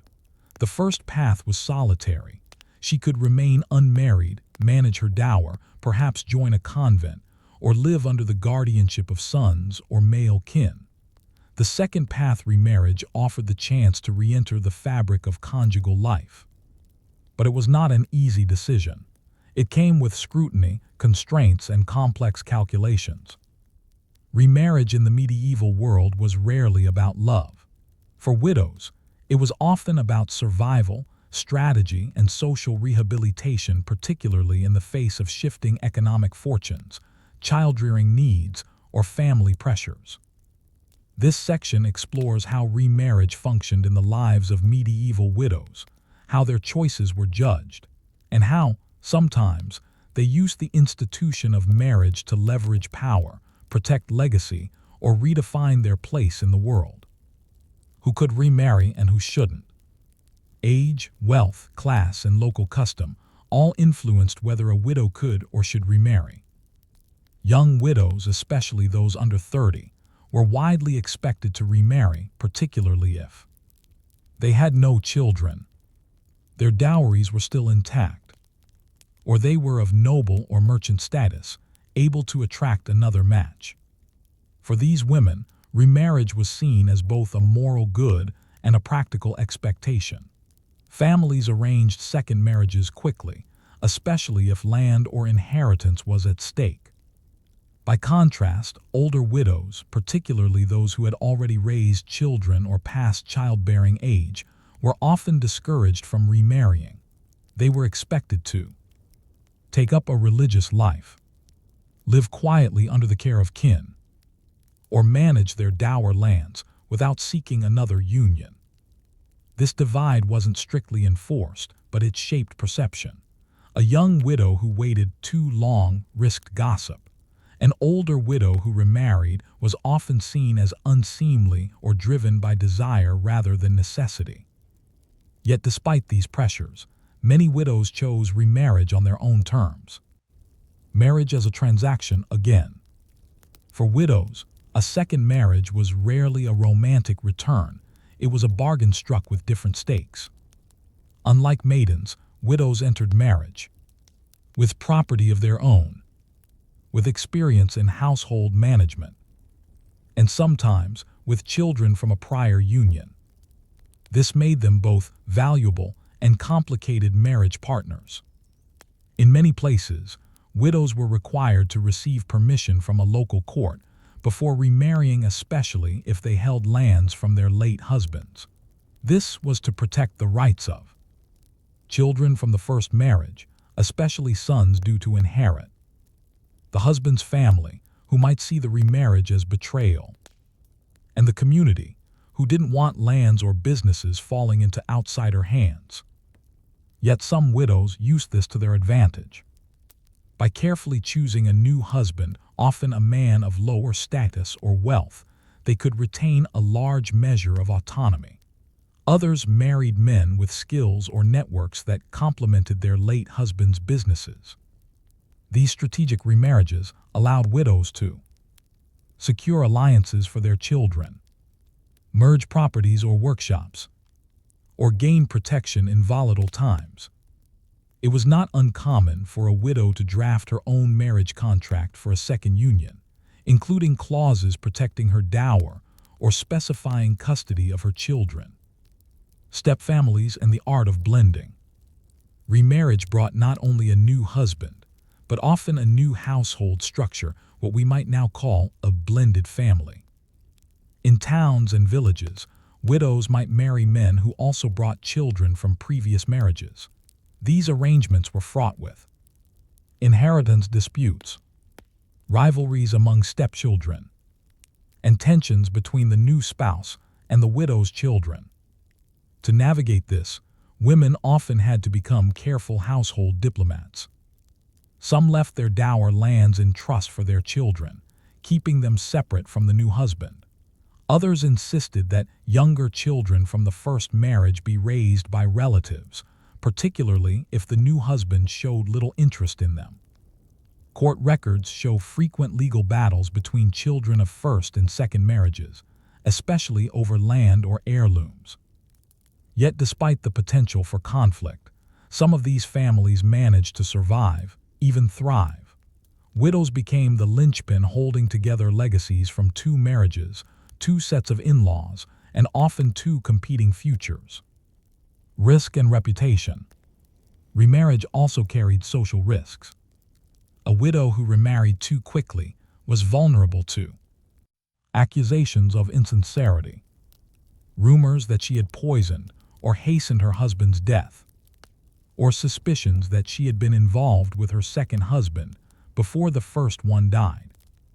The trope of the dangerous widow appears frequently in medieval ballads, and morality plays a woman who used marriage for gain, manipulated men, or defied proper mourning. One English poem from the 14th century mocks a woman who remarried ere the bell had done ringing, implying she had already secured a suitor before her husband was cold. In reality, however, widows often had few choices. Many remarried swiftly out of necessity, especially those with small children or no independent income. A widow named Isabeau of Rouen remarried only 6 weeks after her husband died in 1419. When challenged, she presented written permission from her late husband's brother, who had agreed to the match in exchange for a business partnership with the new groom. Though she was criticized for haste, she saved her family's shop and avoided debt, a practical, if unpopular, decision. The power to say no. Not all widows remarried, and not all who did were forced to. One of the greatest powers widowhood conferred was the ability to refuse suitors. Unlike maidens, who were often married off by family arrangement, widows, especially those with income or property, could say no. In fact, in some cities, consent laws required widows to personally agree to a second marriage, even if male relatives tried to pressure them. This didn't mean all refusals were respected. Some widows were coerced, especially if their property could be transferred through marriage, but others successfully resisted. Marjorie Paston, a 15th century woman from Norfolk, famously refused multiple proposed husbands after her first husband's death. In her letters, now preserved in the Paston family papers, she insisted on managing her estates alone, stating, "I have been wife, and I would be no wife again, nor need I." Her language reflects the weariness and independence that came with widowhood and the determination to maintain control over her life and lands. By the late medieval period, remarriage had become a crucial arena of choice, risk, and agency for widows. It was not always liberating, but it could be. And for those who played their cards well, it was a second chance. The path to that choice, however, was always lined with questions. How much freedom was acceptable in a woman who had already known a man? How much was her worth tied to her grief? And when she made her second bargain, what was she buying, and what was she giving away? By the final decades of the Middle Ages, widowhood had become one of the most paradoxical roles a woman could inhabit. At once constrained and empowered, surveilled and respected, widows navigated their world with a quiet force that often left no trace in chronicles but shaped lives, households, and economies. For many, the death of a husband was not the end of their story. It was the beginning of a long and complex negotiation, of identity, of property, of community standing, and perhaps most profoundly, of freedom. As the years wore on and the world around them shifted through war, plague, or legal reform, widows carried with them the unspoken weight of their bargain. Some remarried, some chose solitude, some ran estates, raised grandchildren, or endowed chapels. This final section explores what came after, when grief had passed, when the children had grown, and when the widow, long overlooked, began to shape her own legacy. The elder widow, keeper of memory and land. If a widow did not remarry, she often settled into the role of matriarch, the elder presence in a household or village, who commanded a quiet authority. These women were often administrators of their late husband's remaining estates, overseers of grandchildren, patrons of small chapels or parish repairs, and in many cases, local lenders or guarantors. By virtue of surviving their husbands and managing property, they sometimes outlived their sons and became central to family inheritance planning. Court records from England and Burgundy reveal that elderly widows oversaw division of lands among grandchildren, settled debts left by deceased heirs, or provided dowries for granddaughters from their dower income. Though not always literate themselves, many commissioned scribes to draft wills, petitions, or letters. A 15th-century widow in London named Juliana paid for the copying of her husband's account book so she could continue his trade in parchment and inks. In these quiet ways, the widow became a node of continuity between generations, endowing the soul, piety, and power. Toward the end of life, many widows turned to piety not simply as repentance, but as a form of influence. Widows with means might sponsor chantry priests to say masses for their late husbands and themselves, donate to monasteries or poorhouses, commission altarpieces or church windows bearing their names. These acts were part devotion, part legacy building. They made visible the widow's place in both spiritual and earthly communities. A woman named Agnes de Clare, widow of a wealthy wool merchant, funded the restoration of a church porch in memory of her husband. But the inscription also named her as foundress and benefactress, a subtle but important shift in identity. Through these donations, widows claimed spiritual space for themselves. They reshaped the memory of their marriages, and they staked a place in the world beyond death. The widow's will. One of the clearest expressions of widowly agency in the later Middle Ages was the will. In many towns, women, especially widows, were permitted to make legal wills. These documents revealed preferences for burial location, requests for specific mourning customs, bequests to children, servants, neighbors, and provisions for the poor or for religious services. What's striking is how personal these wills often were. Some widows left notes to daughters warning against remarriage. Others asked that a favorite gown be passed to a godchild, or that a beloved psalter be left to a sister in a convent. These were not the grand testaments of kings, but the careful traces of ordinary women making decisions for themselves, sometimes for the first time in decades. And they mattered. Because wills were witnessed by neighbors and executed by local officials, they became part of a public narrative, a final assertion of who the widow was, what she valued, and how she wanted to be remembered. The widow as witness. By the 15th century, in both rural and urban settings, widows also began appearing more often in legal records not as defendants or petitioners, but as witnesses. They testified to boundaries of land remembered from their youth, marriages and deaths they had observed, business transactions they had overseen as wives or shopkeepers. In doing so, they became custodians of communal memory. A widow named Beatrix of Aachen testified in a land dispute between two cousins. She had known both families for over 40 years and could recall who planted the hedge in question. Her testimony was decisive not because of her status, but because of her longevity and reputation. These roles, unwritten, often uncelebrated, were part of the subtle fabric that held communities together. Beyond the grave, rewriting widowhood. Even in death, the widow was a figure of interest and interpretation. Tomb inscription, memorial brasses, and parish rolls sometimes recorded her as relict of Thomas, widow and benefactress, or simply mother. Few had monuments of their own, but some, like Alice Chaucer, granddaughter of Geoffrey Chaucer, commissioned tombs that depicted them in widow's garb, prayerful and alone, a final image of independent piety.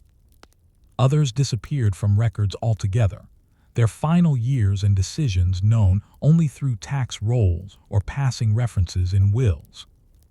And yet they were there, shaping markets, guiding families, feeding the poor, sponsoring chapels, quietly maintaining order. Widowhood in the medieval world was not a void. It was a space of presence, carved out from absence. Final reflections. The medieval widow was never a single figure. She was a mourner, a businesswoman, a landholder, a mother, a judge of character, and sometimes a spiritual architect of her community.